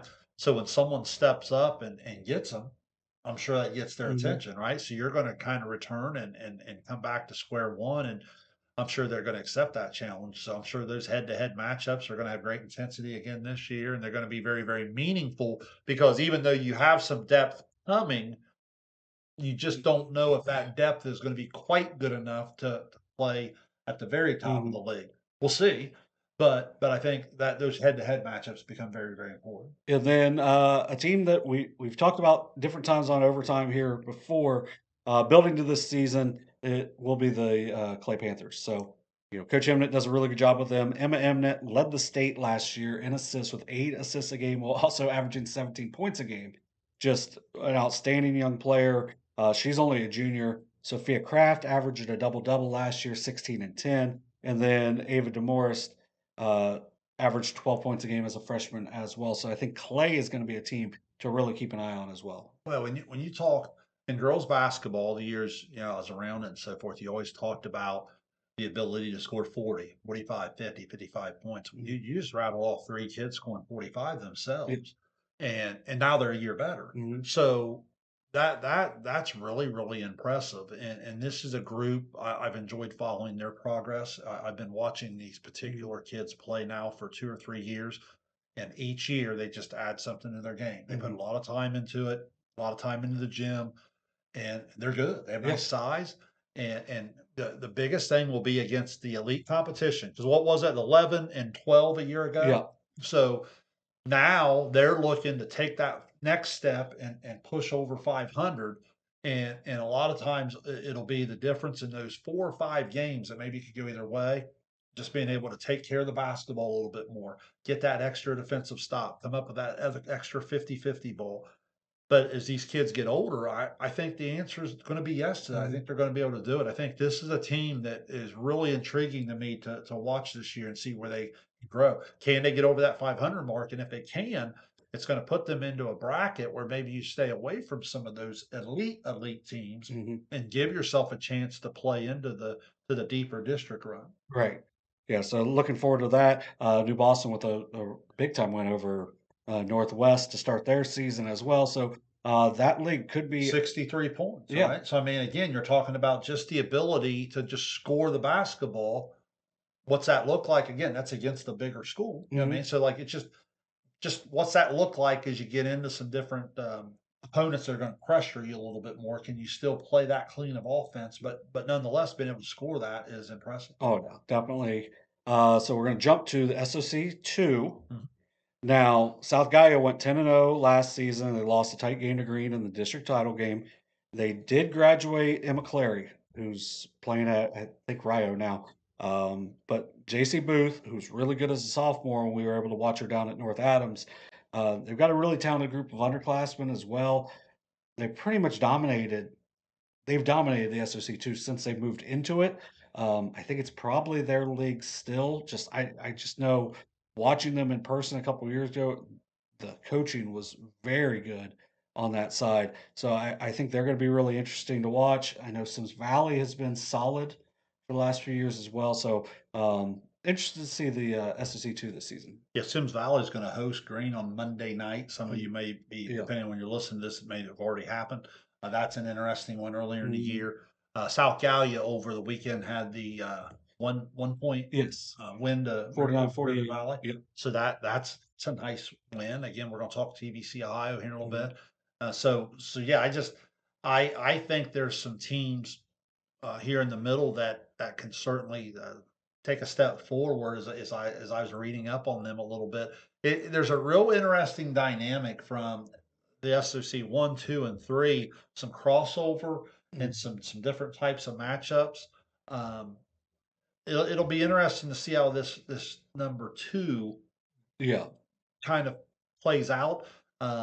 Could get a little top heavy, but I'm anxious to see if some of these teams in the middle, if they're going to be able to push toward the top a little bit, or if it is going to be a little bit more of a one or two horse race. Right, and it's just, it's these programs are, some of them going through some growing pains and whatnot. So, um, you know, South Guy is taking advantage of that, but they've also been really good the last couple of years as Mhm. well. So, I look forward to seeing how Sims Valley progresses. I know, Don't you feel like it's where yeah, the divisions have helped the yeah, teams in all three divisions really find themselves a little? We talked about in volleyball a little mhm. bit. They've been able to find themselves a little bit and get in a more competitive environment to where you feel like, man, if we can just get our program going in the right direction, we're in a position to compete. Well, Oak Hill is, if they are in the top division, probably not competing, but Yeah. now Great example. you're at least having some games where you could have some success. They Mhm. won more games last year than they did the year before, and I think the year before that, and it's just like they just are building. They already got a win early in the season. They beat Wellston, and for them, that when you're in that division, getting some of that confidence, Yeah, you have a chance. no Where question. Yeah, maybe before they didn't. yeah. So yeah, That's a great example. so we're going to move on. We're going to get a little bit bigger with the SOC 3. Last year, Wheelersburg and Menford each went 9-1 a season ago, but Menford was able to win the rubber match in the district championship game before going on and reaching the regional finals. They graduated a really good senior class, but Kerrigan Davis will be the returner with some experience back for them. They got a really good win to start. They beat Lynchburg Clay 51-45 to open their season. And I know they had some really good young athletes to go along with Davis, and that can make them really interesting to follow. I thought that was an intriguing score, one where Lynchburg, again, trying to get back to where they've been as Mhm. quick as possible. I think that's a nice step for them because I do think Memphord's going to be a good basketball team. Memphis being able to get that win early on and get some confidence. Obviously, they're Wheelersburg at the top now. I know they are they playing as we record, or did they They already? they had lost Okay, earlier. Hamilton Baden, Yep, the Rams.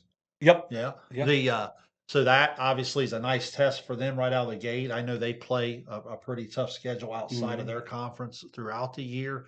So, yeah, I mean, I think that big division there in the SOC is going to give us some pretty quality matchups. Had a chance to see Waverly the other night in person. Mhm.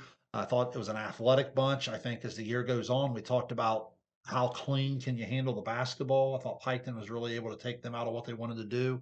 But as you evaluate Waverly, you're like, man, they passed the eye test. Mhm. Athletically, they run up and down the court, they can guard you, they can rebound, they fight for the 50-50 ball.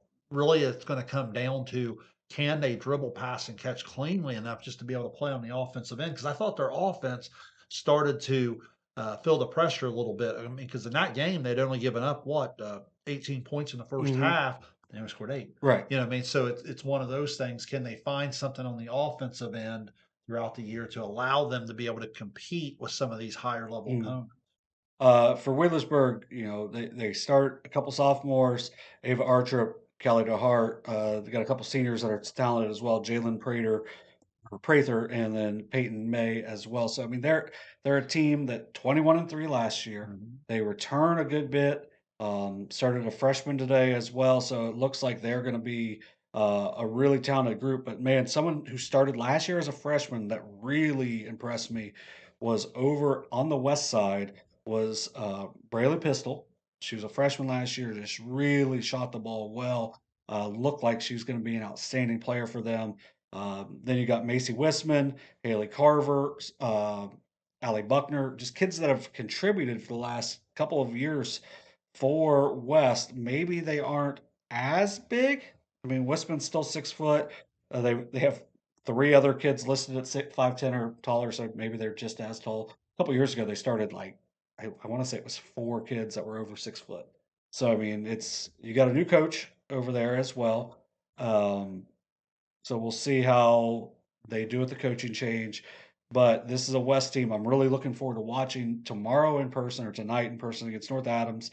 They're a team that I think is going to be really interesting. They play at Piketon on Tuesday and then at Warren on Saturday. So Oh, that's a heck yeah, of a first week really. uh, to really test yourself. So even an 0-3 in that time for West, I wouldn't think too much of it as long as they're competitive in those games. But a 3-0, that could, open some eyes immediately. No question. We've been talking about it throughout the show.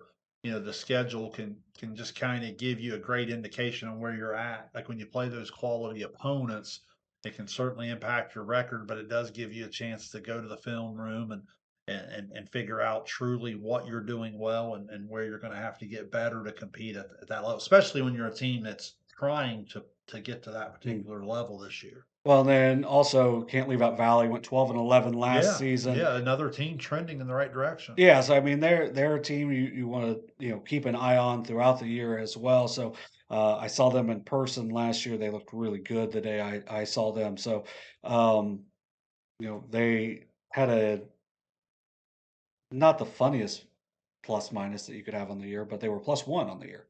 Um, outscored their opponents by a point. So as long as you do it by a point at the end of the year, that's all that matters. So um, keep an eye on them as well. So you know South Webster is a team that I know that dealing with some lower numbers the last couple of years, but I think anytime that you're going to have a Claxon, you're going to have a chance. And I know they've got Addie back, so keep Yeah. an eye on them as well, especially in the non-conference play. So SOC 3 should be another outstanding season in that league. And as we learned in volleyball, don't forget you not only have your divisions in league play, but then you have a different line of divisions come postseason. Mhm. So throughout the year, when I start seeing Division 6 teams and you're telling me they're 12-11 in the schedule they play, that's a dangerous Yeah. basketball team come the postseason. Yep. So when you play a really tough schedule, it gets you ready for the postseason. Yeah. So one we didn't really mention in the MSL was like a Bloom-Carroll went 13-13 last year. And I think made it to either the district final or maybe the regional. So Yeah. I mean Yeah. that's just that playing that tough league gets you ready. So moving on to the SVC, the Side Valley Conference. Union is the big favorite in it. They've won 42 straight games. They have not lost since Milee Smith was in eighth grade. You were part of that last league game. Mhm. Payne Valley got them, Mhm. and then came up to high school, and they have not lost. Magnolia Holbert is another 4-year starter for them. They've been outstanding. They've just done a ton of winning for them. Kiara Beard, she had 23 points in their win over Waynesville today, hit 7 threes. Mhm. So, I mean, that's when you've got really good ball handlers, which all three of those are really good ball handlers, really good defenders, good length. It's a really hard team to beat because Charlotte Dennis, she gets hurt at the end of last year, and they had to fill in some gaps. But man, she's looked pretty good in their first 2 games, and you know you got some really talented players as well. You got kids that have had success in other sports that are coming back and participating as well for them. So look for them to be a really tough team at the top of the SVC again. Yeah, and the SBC with what Unioto's assembled there during this window of time, obviously that's a different level of SVC opponent. I think what jumps out at you is what you said is they're gonna dribble, pass, and catch cleaner than most teams, Hmm. so they become really hard to pressure. They become hard to turn over. If you're not careful and you speed it up too much, you can't score at the level they can score Hmm. at. And then when you're trying to score against them in the half court, even when they're not perfect in what they do. They're so long, they're so Hmm. athletic, scoring over the top of them. And again, they almost can bait you into playing a little faster than you probably want to play against them. The kid that really jumped out on film at me was Beard. Yeah. When I turned the film on, um, I know she went through some injuries earlier in her career, but Mhm. she's very, very skilled. She can really shoot it. She's going to get favorable matchups throughout the year because when you're trying to keep the likes of a Smith in check or so forth, it almost I almost wonder sometimes if people won't just say I don't know what to do with Smith anyway, and if she won't become the one that sees a little bit of a harder defender, if that makes sense. No, it does. Because again, I think teams are just searching like collectively, we'll see what we can do with Smith. Let's see if we can't run something at Beard to take her away because she's that secret's not going to be a secret very long. You turn the film on and just in the first quarter of watching her just handle the ball and watching the ball come out of her hand, she's one of those shooters where it looks like it might go in every time. Mhm. Yeah, and then the last 2 years down there in Cincinnati, she's been unbelievable against really high level opponents. Mhm. I know she hit 5 threes in the first half last year in their game, and then 7 total today. I mean, that's just that's how you get some attention also outside of when you actually have chances to get attention in the season. She's taken full advantage of that so far. So look for them to more than likely win the SVC. But man, the team we watched the other night, Piketon, it's going to be really fun to watch. I like the Piketon group. The biggest thing for Piketon will be can they separate themselves from the rest? Now, last year, what was it? I don't have that in front of me. Huntington, Addison, and Piketon all All 10. 10 and 4. Yeah. Yep. So if you're Piketon, I thought that was a big win the other night. So you're going and Mhm. you're playing a little bit of a bigger school there, and you get to win against a rival. Downtown gym there in Waverly. I thought that was nice to see the Yep. girls on that stage, and Well, and then and their crowd was really their good. crowd was really good. And you can tell that this group now that has come through together up into the core group up to their junior year, they're really ready. They've been around so long, you keep thinking that they're really old. In reality, I was sitting there watching them warm up the other night, and I'm thinking they're just starting the second half of their career Hmm. tonight. You know what I mean? Yeah. Like, so can they start to separate themselves from that Adina Huntington part of the league where, with Adina, someone like a Halcombe comes back, probably what almost 700 points there in the first Hmm. 2 years of her career, and she had the big night the other night, trying to lead them almost all the way back. Again, scheduling wise, Adina played Sheridan. That's one of Yeah. those that okay, Mhm. whatever. Um, and then they kind of take it on the chin a little bit, Right. but you'll move on and go. The Huntington group, I think Coach Yuri does a great job. I really do. I think his kids are always really well prepared. Houseworth had the big night on the glass the other night, Hmm. 11 points, 18 rate. They Yep. lost a tough one to Nelsonville-York, Hmm. who we'll talk about in the TVC Ohio. But that trio of teams I'm intrigued by. The Adina, Huntington, Piketon, who can start to separate themselves a little bit Hmm. from the rest of the league because and I don't know how much you want to go into it, but I know Southeastern's had some Yeah. injuries, and then I know Westfall has a couple of the really good players, Hmm. but how much depth are they going Right. to have? You know, Paint Valley is coming. Zane Trace is coming. Maybe another year. I don't know. Mhm. But my point is the SVC in that 2 through 8, how much parity is there going to be, or how much can Piketon push themselves away to more of that 12-2 mark? Right. That would be really important for them. Me. So that's something I'll really be watching for is how the rest of that league plays out. Yeah, it should be fun to watch. I know, as you mentioned, Southeastern's got some injuries. Westfall has two really nice players. Really. Paint Valley's got a really good young group and some really experienced kids as well. Zane Trace has some nice athletes. Um, if Piketon can separate themselves, as you said, that can, get themselves into a really nice position for the postseason as well, and maybe keep them away from a Portsmouth or Fairland until you get a little bit deeper, maybe get to a district final instead of a district semi against those teams. And then you get a chance late. They competed pretty well last year against Portsmouth last year in the Yeah. district play as well. Well, and you get there, as you said, it's not a matter of just getting hit by graduation anymore. You can get hit by transfer. You can Hmm. get hit by kid not playing. Um, I know Adina is going to lose some depth in that Yeah. backcourt. That's costly. Yeah. Yeah, that's going to be a factor. There's no way around it. I mean, you're talking about really skilled, really experienced ball handler. And then when you look to Huntington, I know I've been following Allie Baker Hmm. playing at I had Alice down here Lloyd. some Alice Lloyd. Yeah, the Eagles. She's getting some minutes there and playing a little bit. That's 1,000 points that you Yeah. graduate, and all of a sudden, similar in volleyball, a lot of these sophomores are going to be asked to play bigger Mhm. roles now they're at Huntington. That's going to be the same in basketball as well. So there's a lot of intriguing matchups to look at in the Side Valley Conference. Yeah, and for Piketon, Layla Kelly, Jalen Forbes, keep an eye on them. We will have them next Monday, as we said Yeah, earlier, at Logan Elm, which we didn't really talk about Logan Elm in the MSL. That Logan Elm team with Kiana Ingram, man, they're going to be really tough in that MSL. Should be a really fun game to watch. yeah, I'm excited. Well, we did mention, and I should have Yeah, done a better job of putting names on it yeah, with Ingram and Kelly and company there. We had talked about the guard play on both yeah. sides, and yeah, I had a chance to watch Logan Elm play 2 or 3 times last year, and just was real impressed with the Ingram girl every time I Mhm, turned the film on. So that could be really mhm. fun, and what should be a pretty good atmosphere Yeah, because again in that gym, not a big gym, right. nice gym if you haven't Yeah. been up there.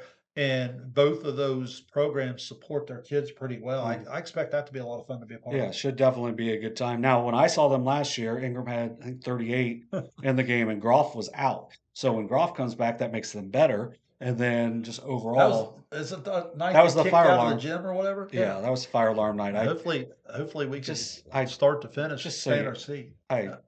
I only went to the, I only left to run to the restroom because I'm like, there's no fire. Thankfully, there wasn't. Not the first time I've just been like, there's nothing to worry about here, Gotta be and a rule follower, John. I'm just like, "Hey, if I don't see the danger, I'm not getting ran over." Um, yeah, so that was a fun night. Ingram with a monster game that evening, and they had told me afterwards during that interview, it was like, "Yeah, this happened all the time." Yeah. So it was like their first year in that new school, and the fire alarm kept going off. Thankfully, it didn't happen during volleyball this Yeah. year when we were up there for a couple Now of you games. that game you're referring to is against Southeastern. I mentioned Yes. Southeastern earlier. We were told the other night from a pretty good Southeastern source that Ruckel's injury could be maybe January. Mhm. So man, that's rough because I Yeah. I was asking you, she's been so solid from day one Mhm. that she has to be really close to being on pace to It's 1,000 point, yeah. maybe even 850 to 1,000 rebounds. You know Right. what I mean? So like, man, you just hate to see that. Hopefully she can get back and Southeastern can get some other kids some experience and so Mhm. forth. Maybe they come back together. Maybe they become a really dangerous team late in the year. Yeah, we'll have Southeastern on stream next weekend Yes. as well against at Westfall. That should be a fun game. We'll have a big announcement about a doubleheader over there for next week. So moving on, we're gonna go to the Tri Valley Conference. Let's jump into the Hocking side, which featured a state champion last year in Waterford. Although they graduated a couple of really talented players, moving on to playing college basketball. Um, what do you see on that side Fed Hawk looks like they're probably the favorite on that Well, side. probably, and first you just wanna you always feel like out of respect, you mentioned what Waterford's been able to do with the fundamentals and the defense and the toughness and just the consistency Mhm, year after year after year after year. You never count them out. Okay, so you'd be interesting to see kind of what they have coming back and what they look like, especially as you get into the second half of the year. You're right. When I turned the film on last year of Fed Hawk, there was a lot of skill mhm, set there, a lot of depth, a lot of good athleticism, some kids that could shoot it, some kids that could really play end to end. mhm, They're a team that really plays out in the open court well. mhm, So I talked a lot of earlier about like when you become a team that can start to score the basketball. I was talking about this with my brother the other night. A lot of times, what separates a good team from a great team is how easy they score. Like mhm. you watch a basketball game sometimes, and you're like, man, this team's pretty good. They just have so much trouble scoring, or they have to work so hard to score. A lot of times when you can just score easy, man, that opens up the Mhm. entire game because it kind of gives some flow to your team and the way they can go. Fed Hawk strikes me as that Yeah. type of team. Some kids that can really score it.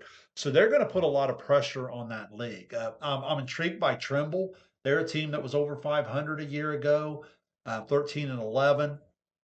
New coach this year. They return some nice pieces. I've also been told there's a couple freshmen there that they're high on. I know Fouts returns. I know Eaton returns. Burdette. They have a couple freshmen. I want to say Burdette and Smathers, if I'm saying that name right. Um, so I'm intrigued by them as well because, as you said, perhaps the league's just a little bit more Mhm. open than it has been in some years. Maybe we'll find out it's not, Right. but yeah, I mean, you look down through, and then you had the teams that in volleyball. I know you were so Right. impressed with a lot of those same athletes are going to come into the winter, and maybe on paper it doesn't look like they're supposed to have the same exact basketball season. You know as well as Mhm. I do, when those types of athletes start to compete, they're going to give some competitiveness as Well, well. Eastern didn't have a senior in or in volleyball, so I mean, they went out and competed with Alexander. Alexander, Ends up yep. being an 11-point game over there. Alexander, one of the better teams in the TVC Ohio. So I mean, with that, makes me think that they're going to be a tough out. Southern typically has strong basketball down in Racine. But one we haven't really talked about, Belpre won the Belfry, district yep, last year, yep. split with Fed Hawk, and two kind of hilarious games because they were not close at all in either game. And then they go on and win a district.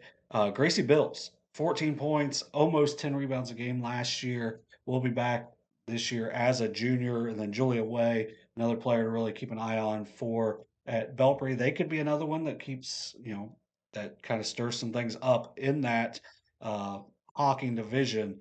But man, it's you have state championship pedigree. I mean, obviously with what Waterford's been able to do over the last decade plus, and then you had Eastern won a state championship as well, and then you've had Fed Hawk and Belpre make it to the regionals the last couple of Yeah. years. So it should be And you're good. right about Belpre. The thing I had in my notes about Belpre is, is this the over the hump year where, Mhm, and that might even be unfair because like you said, they've already accomplished some really good things.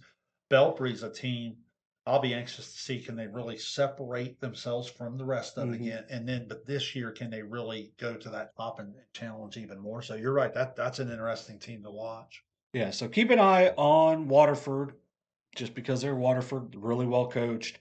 Um, they are going to be a team, maybe at So do the we like Fed Hawk Belpre there I chasing that, and I then a lot of just dangerous mhm, improved teams maybe that are just dangerous enough to get you if you're not ready to go that yeah, night? I'd say so. I Okay. mean, you've got some really talented teams in that league, and even the teams that, maybe had some sizable losses last year to those teams, you're still playing those teams, you're gonna get better throughout the year as well. So Mm. 27-1 state championship last year for Coach Close's, Waterford Wildcats.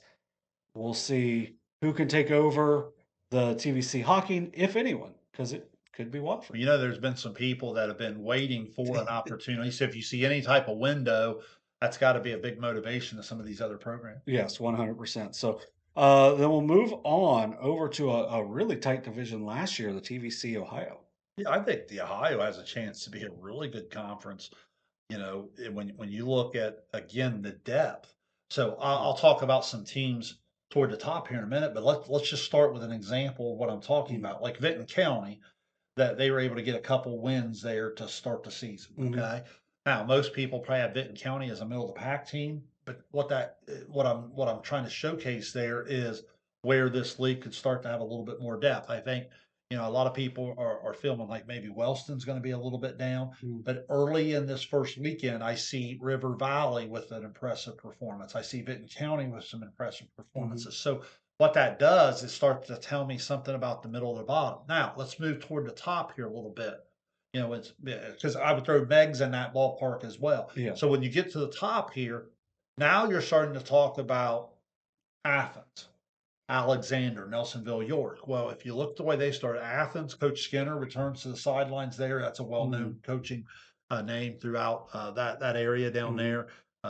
In the TVC, he's going to take over the girls group that's won a couple TVC titles in a row. I think they returned 6 of 7 mhm. top players, and then the guard play from Alexander, Mm, standing, gives them a real chance to win. I think they had 17 wins a year ago, and they return a backcourt that was 1 win shy of the regional. mhm. And then Nelsonville-York comes out. We just talked about Huntington. They were able to get a nice non-conference win Mhm. to start the year. That was a nice win for them. So River I Valley was 17-7 last year, so River Valley with yeah, that record, and again, yeah. they come out early in the year with it gets a quality opponent, play a Mhm, real competitive game. So that's the point I'm making is not just these teams I'm highlighting at the top. I think this is actually a conference that has a little bit more depth mhm. that so many times in the girls' basketball, it seems like you have, okay, these two teams head to head are going to decide the league, and then no one else can be. Mhm, I would feel like there's some teams that would really have your attention throughout the middle of that conference mhm. there on a given night, especially when you go to their place. But yeah, I think putting Athens and Alexander toward the top there is probably fair going in.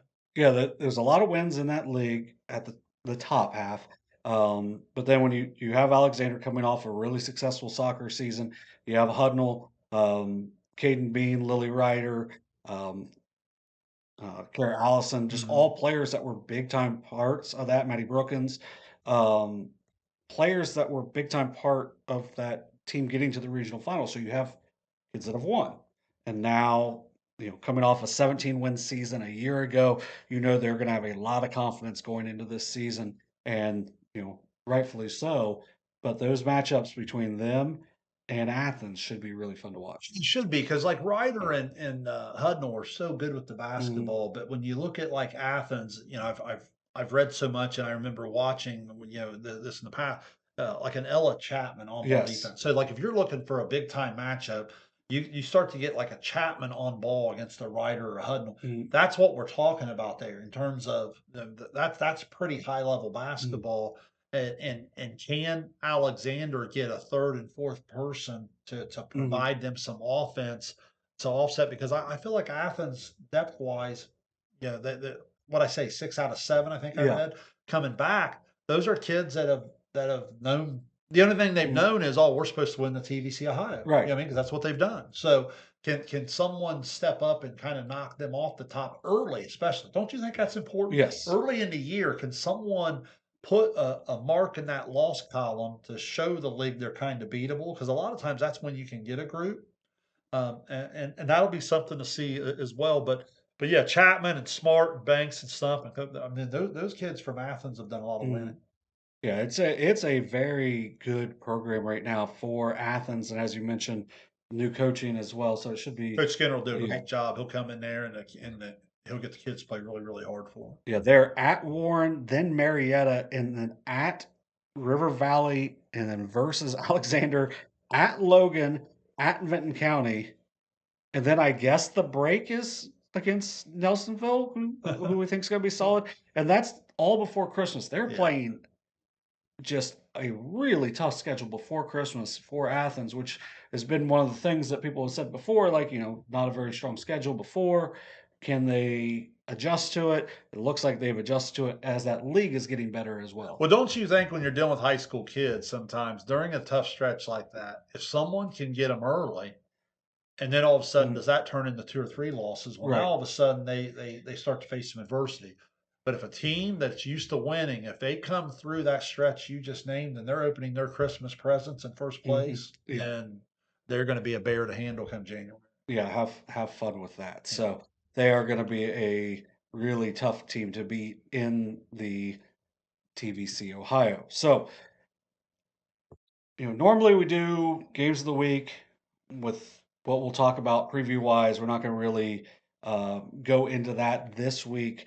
It seems like some teams just aren't really, there's not a whole lot of girls' games this week. Look more towards the weekend.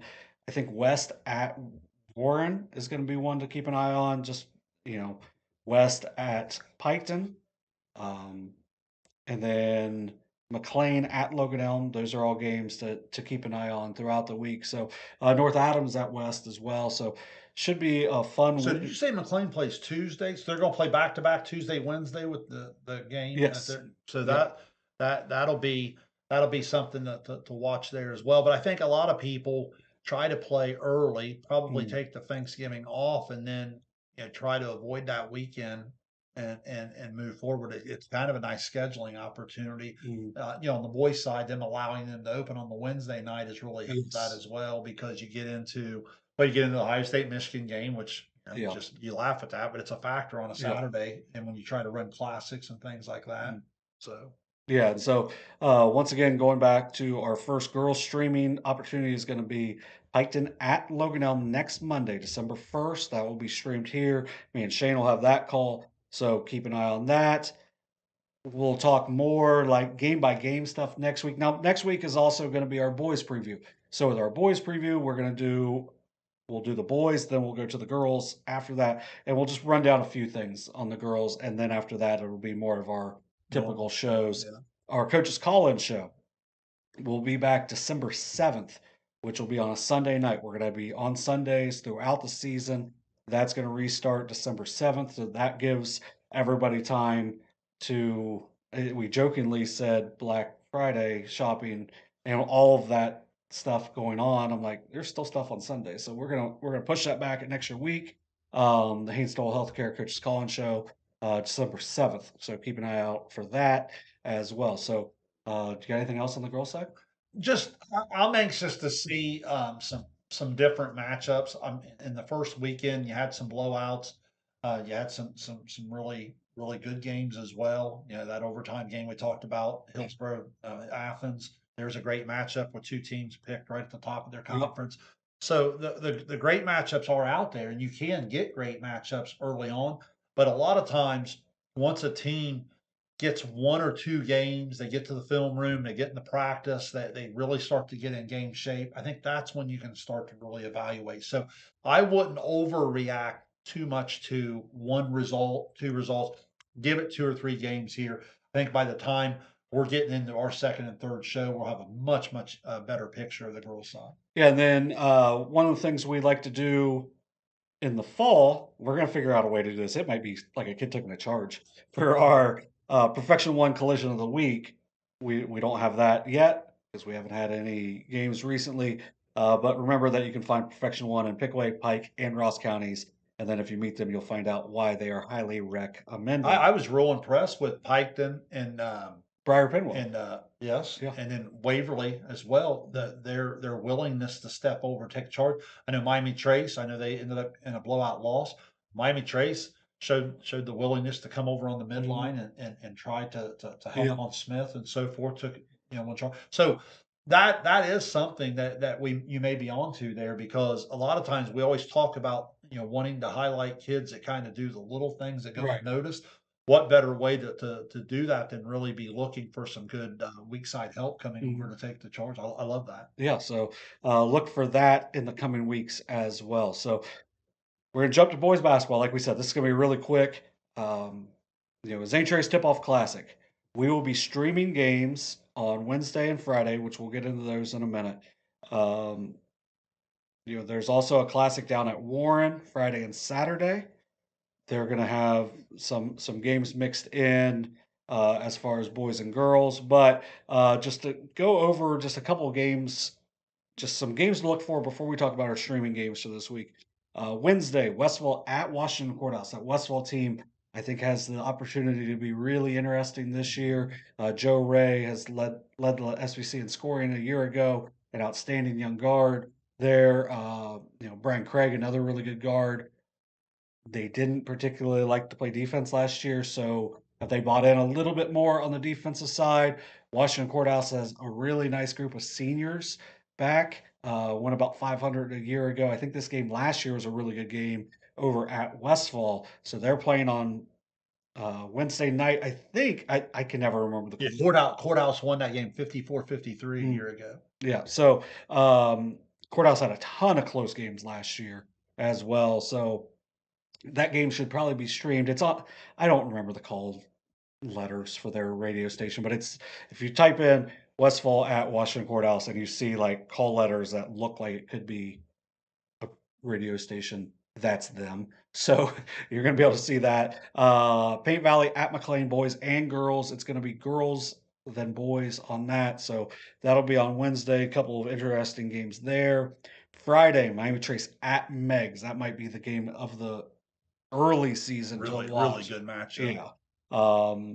Some really good size matchup. We're going to see how Davis and Guthrie deal with each other because they play completely different games with the same size. So that one should be fun. Waverly against Fisher Catholic at Zane Trace. Eastern Megs against Monroe Central at Warren. Eastern's a team that I've heard some good things about. Monroe Central coming off a state championship. Now they graduated a couple of really good players, but that'll be a great test for them to start. And then Southern against Caldwell. Southern's another one we've heard some really good things about in the TVC Hocking. We'll talk about those games a little bit next week whenever we're doing our preview for the TVC Hocking. And then Saturday, West at Warren, and then Piketon at Valley. Could be some games. Valley is a team I'm really high on as well. Yeah, just listening to those matchups kind of starts to get your juices flowing a little bit. I'm excited. I know, really diving into the girls' game this week. Yeah. And going to continue to do so, but already starting some early preparation, trying to really watch some boys matchups, and I can't wait to get started doing that. Wednesday night. Yeah, Wednesday night. So streaming on this week, we will be at the St. Trace Tip-Off Classic. We won't have the first game, which is Adina and New Hope Christian. That'll be at 1 o'clock on Wednesday. That's the season opener. If it's as good as the season opener from last year, we're in for a good one as Amanda-Clearcreek beat Huntington at the buzzer last year. So if Adina, I'm interested to see this Adina team. New Hope is a very good private school program. They're really well coached. They graduated a really good group of seniors. And the year before, they graduated a really good group of seniors. And the year before, they graduated a really good group of seniors. And it doesn't seem to matter. They win 15 to 20 games each season because of how well they're coached. Adina, new coach and Coach Andrew Day, coming from the girls' side. They're going to be a team to keep an eye on. I'm not sure talent-wise yet, but I know they've got some interesting pieces as well. They are intriguing to watch get a year old because Mm-hmm. I thought they were really well coached over the last couple of years, especially on the defensive end. So I'm anxious to see the growth physically from last year to this year. That's probably the number one thing I'll be looking for on Wednesday, as we will be there to watch that game, Yeah. just not have it on the stream. So I'm looking forward to seeing Coach Day get started there in his boys' journey. Yep. And then 3 o'clock will be our first boys streaming game of the season. Me and Shayne will have that. Huntington, the Huntsmen, will take on the aces of Amanda-Clearcreek. Frankie Hirsch for Huntington is an outstanding player. One of the top players in the Side of Valley Conference. Amanda beat them by a bucket last year. It's a nice team as well. They do, and that was a game where early in the year Huntington, kind of time and scored, let some things get away from them there late. But it's a neat jump for Huntington because Huntington is a group that was 8-15 a year ago. They were 4-10, and that had them tied in 6th with Piketon. They were ahead of Dina, just one game behind Paint Valley, so they were sticking their nose right in the almost the middle of the league there.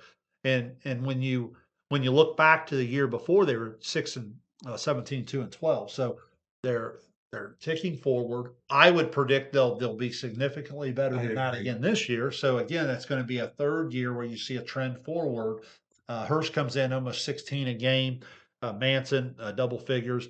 Eli Eric comes back with some experience. And then that sophomore group now, I know is a group Yeah, that they've Smith relied kid on over. Yeah.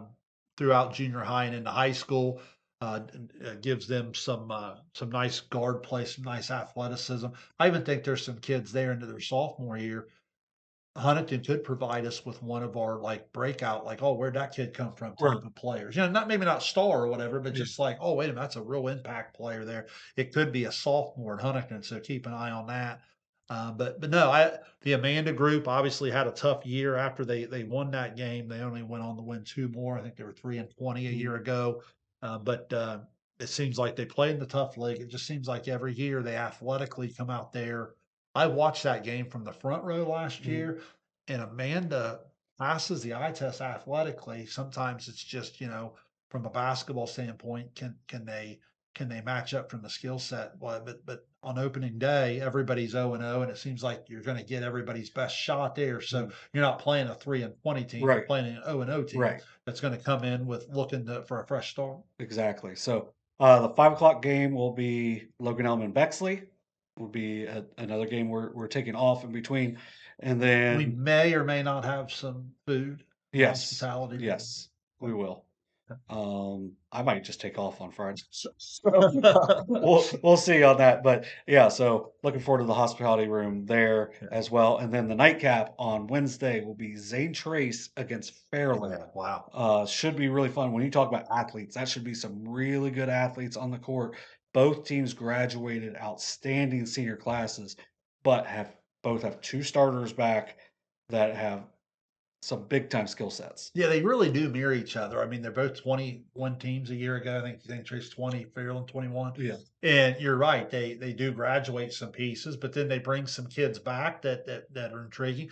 McCullough and Stewart, we watched them on the football field there for Zane Trace. And then, when you look over on the Fairland side, they a year ago they only lose to Warren and then that tough one to Wheelersburg. Yeah. That was it. Yeah. I mean, that's all that separated them from a perfect season. So the graduation of Buchanan, he was what, 19, 20 points a night. Yeah. Terrific player.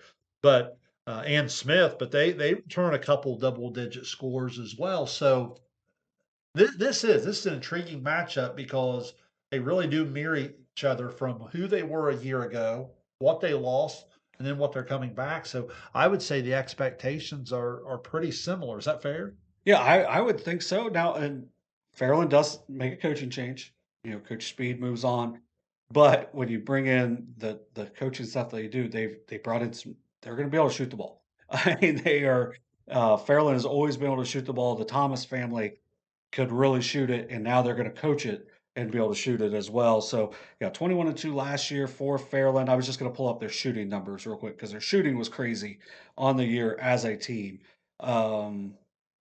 So you have Trevor Locko coming back, Cliff Franson, both. Yeah, right around 11 or 12 a game. Yep, both were solid last year. Locko shot 45% from three.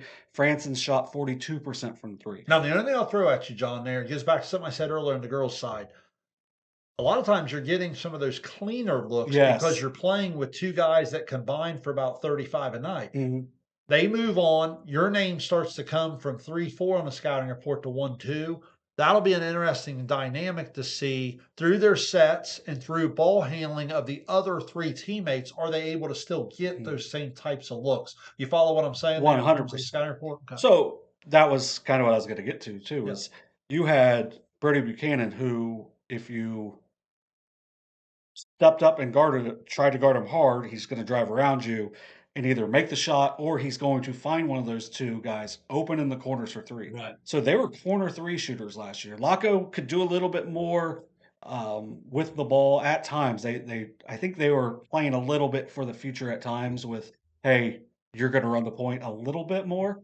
So Locko, I would guess, will be more of the prime ball handler this year. They were not a very good JV team last year as well. So I mean, it's going to be really, really heavy with those two. But man, they could play.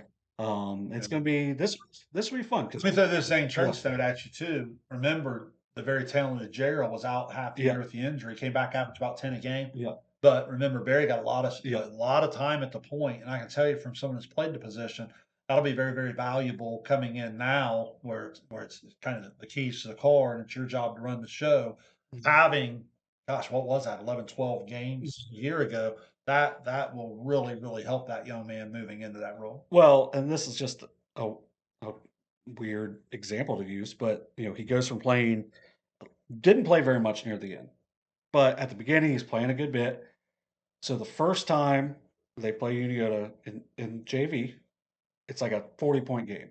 Like wasn't close at all. Mhm. Barry didn't play a second because he's with the Varsity point varsity. guard, yeah. The next time St. Church wins the JV game. It's just like when you've got so he had experience, he dealt with the pressure that was coming that they weren't able to deal with before. So the fact that he saw that varsity pressure is going to make him a little bit better. They also Zane Trace got some guys out. Um, um, they got some football guys back Mhm. out. So you have Bryce Johnson playing for the first time since junior high.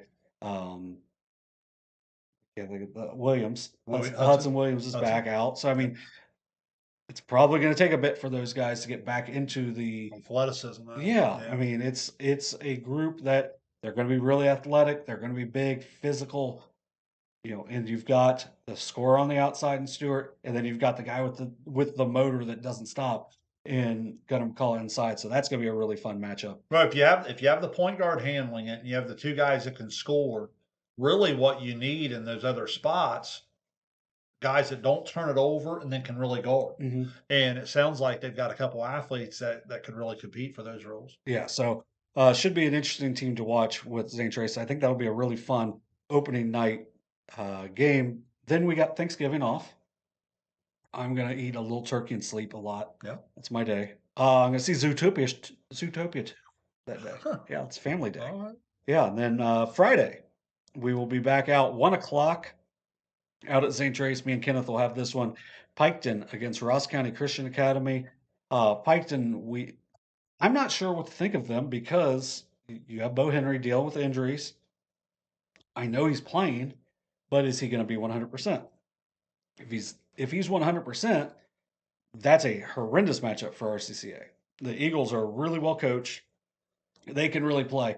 They're another team like Westfall. If you want to watch a game that was really fun with zero defense, go back and watch Westfall at RCCA last year, late in the season, right before the tournament. I believe it. I believe it got like to like 165 total points, something like that. It was no defense at all in the game, but it was fun to watch. So that RCCA team returns a lot of players from that. Piketon's going to be really athletic, but can they score the ball outside? If Henry's not 100%. Henry's present makes a big, big Yeah. factor in every matchup he's going to play in. Because again, he's going to at least take the spot at the top of the scouting report. So he takes a lot of pressure off of some of the other kids. Let's say Henry's just able to be almost at his best. Mm. Here, to me, John, tell me if you follow me here. This will be the entire key to Piketon taking a step forward. When I look at Shanks, Ritchie, Johnson, Gullion, they all average right in that 4 to 7 points. Again, at the varsity level, Mm. that's not a bad play Right. to score 4 to 7 every night. Can can they all add a little something to their game now that they're 20 plus games, some of them 40 plus games into their Mm. career, to where they can start to um, maybe have nights when the matchup presents itself to go for 15, Mhm. to hit 3 threes, to grab 10 rebounds, whatever it may be. You're talking about a lot of guys that on the football field have made some plays and some different things. If they can make a step forward, they become really, really dangerous because I think this SBC, we'll talk about this more next week. I think the SBC is a little bit gettable in the middle Mhm. in terms of a team really pushing forward. So tell me what they would be missing at that point. Would it be a clean ball handler? Would it be a floor general? Because to me, when you look at positions 2 through 5, there's a lot of potential Mhm. there. If they can find the one really, really good point guard to bring it all together. Am I missing something with them? I just feel like when I look back a year ago, only 5-18, they were 4-10 in the league. Mhm. Why couldn't 4-10 turn into 7-7, eight Right. and six? Yeah, because I think Jason Ritchie's really talented. Then you've got some really good athletes now. Is Shanks healthy as well? Yeah. Because I know he was dealing with a little bit of stuff late in the year. I know he Looked played. healthy in week 10. I say had a great week 10. Yes. But you know, are they basketball skill wise? Yeah, That that's it. yeah I guess that's what yeah I'm trying to talk yeah. about there is what's missing, and will it come down to ball handling Mhm. and some different Now things? they've always done some really good stuff zone wise defensively Yeah, that I thought made them really utilizes the 1-3-1 and yeah some of the things. Yeah, made them really hard to play against, and athletically you're going to throw some guys out there that can probably do it. yeah. So if you can keep if Hendrick can be healthy, I think they're a really interesting team. And this first game will be another test for them. I mean, Mhm, RCCA, that program's continuing to grow. They won mhm, 17 games last year. mhm. You know, Isaac Keller can really shoot Yep, it. The Beverly kids really yep. athletic. I thought they had a group of about three freshmen that Mhm. were really good. That I'm anxious to see now. Right. Sophomores, are they able to take a varsity leap? Mhm. So yeah, I think they'll be a really good opponent. Yeah, so that'll be a really fun one to start the season on Friday. Then 3 o'clock is going to be that Waverly Fisher Catholic game. It'll be fun to watch that Waverly group, see how they are moving along. It seems like people are really high on Coach Jarrett down there. The new coach, you had all of your guys back from a team that made it to the district final last year, had a couple of upsets late or not late in the season in the tournament. Mm. So like they had like an 8 game losing streak going into the tournament, and then they beat Washington Courthouse and they beat Jackson, and then they go down, get a chance to play at the Convo, get some experience under the big lights in the district championship game. Cage Alexander's outstanding there. The Myers twins really fun to watch as well. Yeah, it's gonna be a team. Um, no seniors again. So I mean, no seniors in the starting lineup. So it's gonna be a fun team to watch. Yeah, I had a chance to watch Waverly from floor level twice last Mm, year, and then on film like another 3, 4 times. So, yeah, there's a lot to like there. That you know, you each year you grow, you expect a maturity in your game, you mhm, expect to improve in your game. The game slows down a little bit.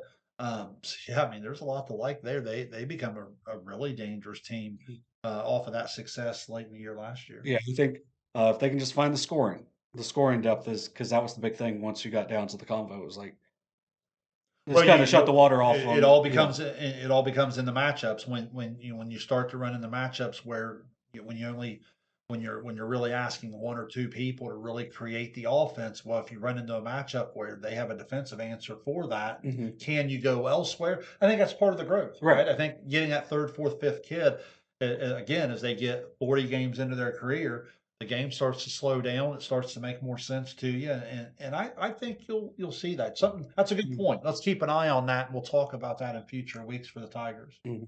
Should be a fun team to watch throughout the year, as they continue to grow with a new coaching staff as well. So and then the nightcap. So there's gonna be a JV game at 5.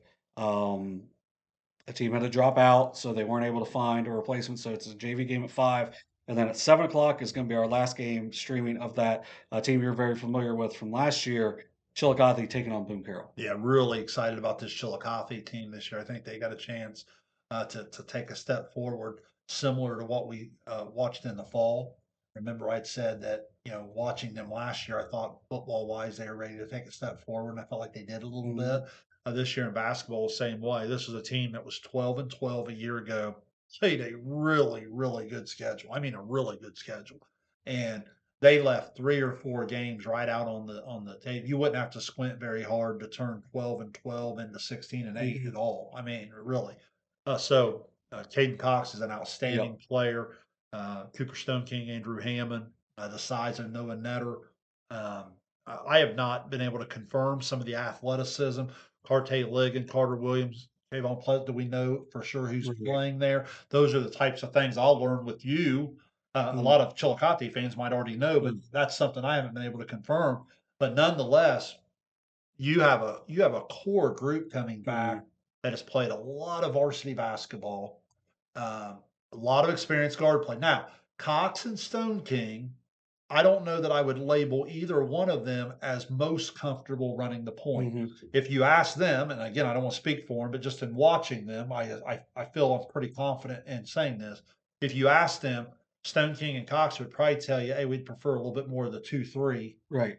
And they graduate Miller from a year ago at the Mhm. Point. So that'll be an interesting decision there at the Point. Do they ask Cox and Stone King to handle the ball a little bit more? They did have a young man named Eshawn Brown, their JV point guard a year ago, that I really liked. Would he be able to make a jump to the varsity level this year? That's something to pay attention to. Perhaps those other two will start. Maybe he'll offer a bench role in that. But make no mistake about it, this Chillicothe team at 12-12 a year ago, I think it's a very fair expectation to feel like they can come in and win more than they lose this year. Yeah, that schedule is ridiculous. Oh, last From year's last year, schedule was yeah. nuts. I mean, go ahead and read that all. Yeah, so you had losses, 2 losses to Miami Trace.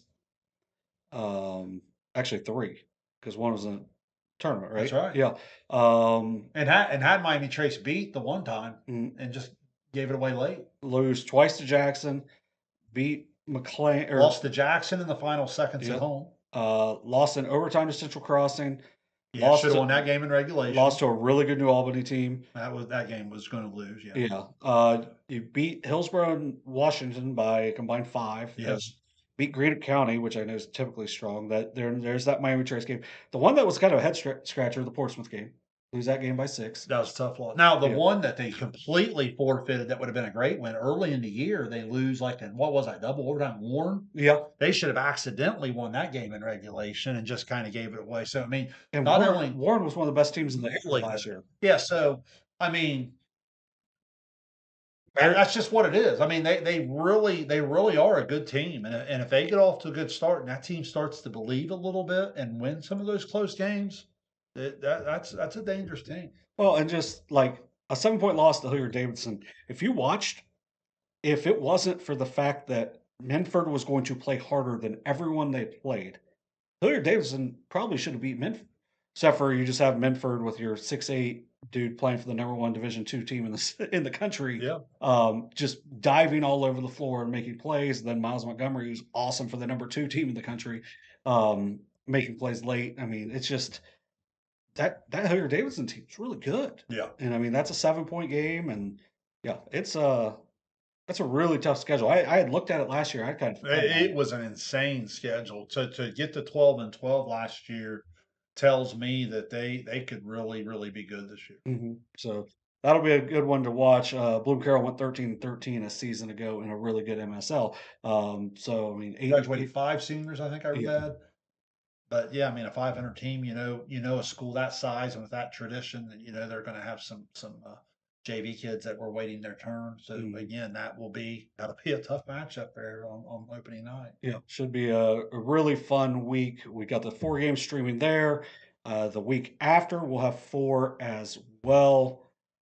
2 of them will be at Westfall on that next Saturday, and then Monday at Logan Elm, and then Tuesday at St. Trace. So we'll have a lot of basketball covered in those first 2 weeks. That's a Megs Westfall boys game, Yes. right? Yeah. That's gonna be a good one. Yeah, so that'll be a really fun matchup for sure because we're going to see some big time players across the landscape as well. So, Yeah. got anything to add? Just getting excited. I can't wait to do it. I hope everybody's as anxious as we are to get out and watch it. But if you can't, turn us on there and relax. And over the Thanksgiving weekend here, eat as much turkey as you want. Watch some basketball and SOSA. Yeah, so get out, and if you don't go to the games, turn us on. So it should be 4 fun games there. And then there's so many different options for you to get out and go watch. But if you are traveling this week, be safe. Take care of yourself on the trip, and then get your nap in on Thursday, so that way Friday you're revved up to watch 2 games here on SOSA as well. And then go Bucks. Yes, go Bucks. So That's it. nothing else. All right. So for Shayne Combs, I'm John Bruce. You've been watching SOSA Overtime presented by Perfection One. Have a great rest of your week.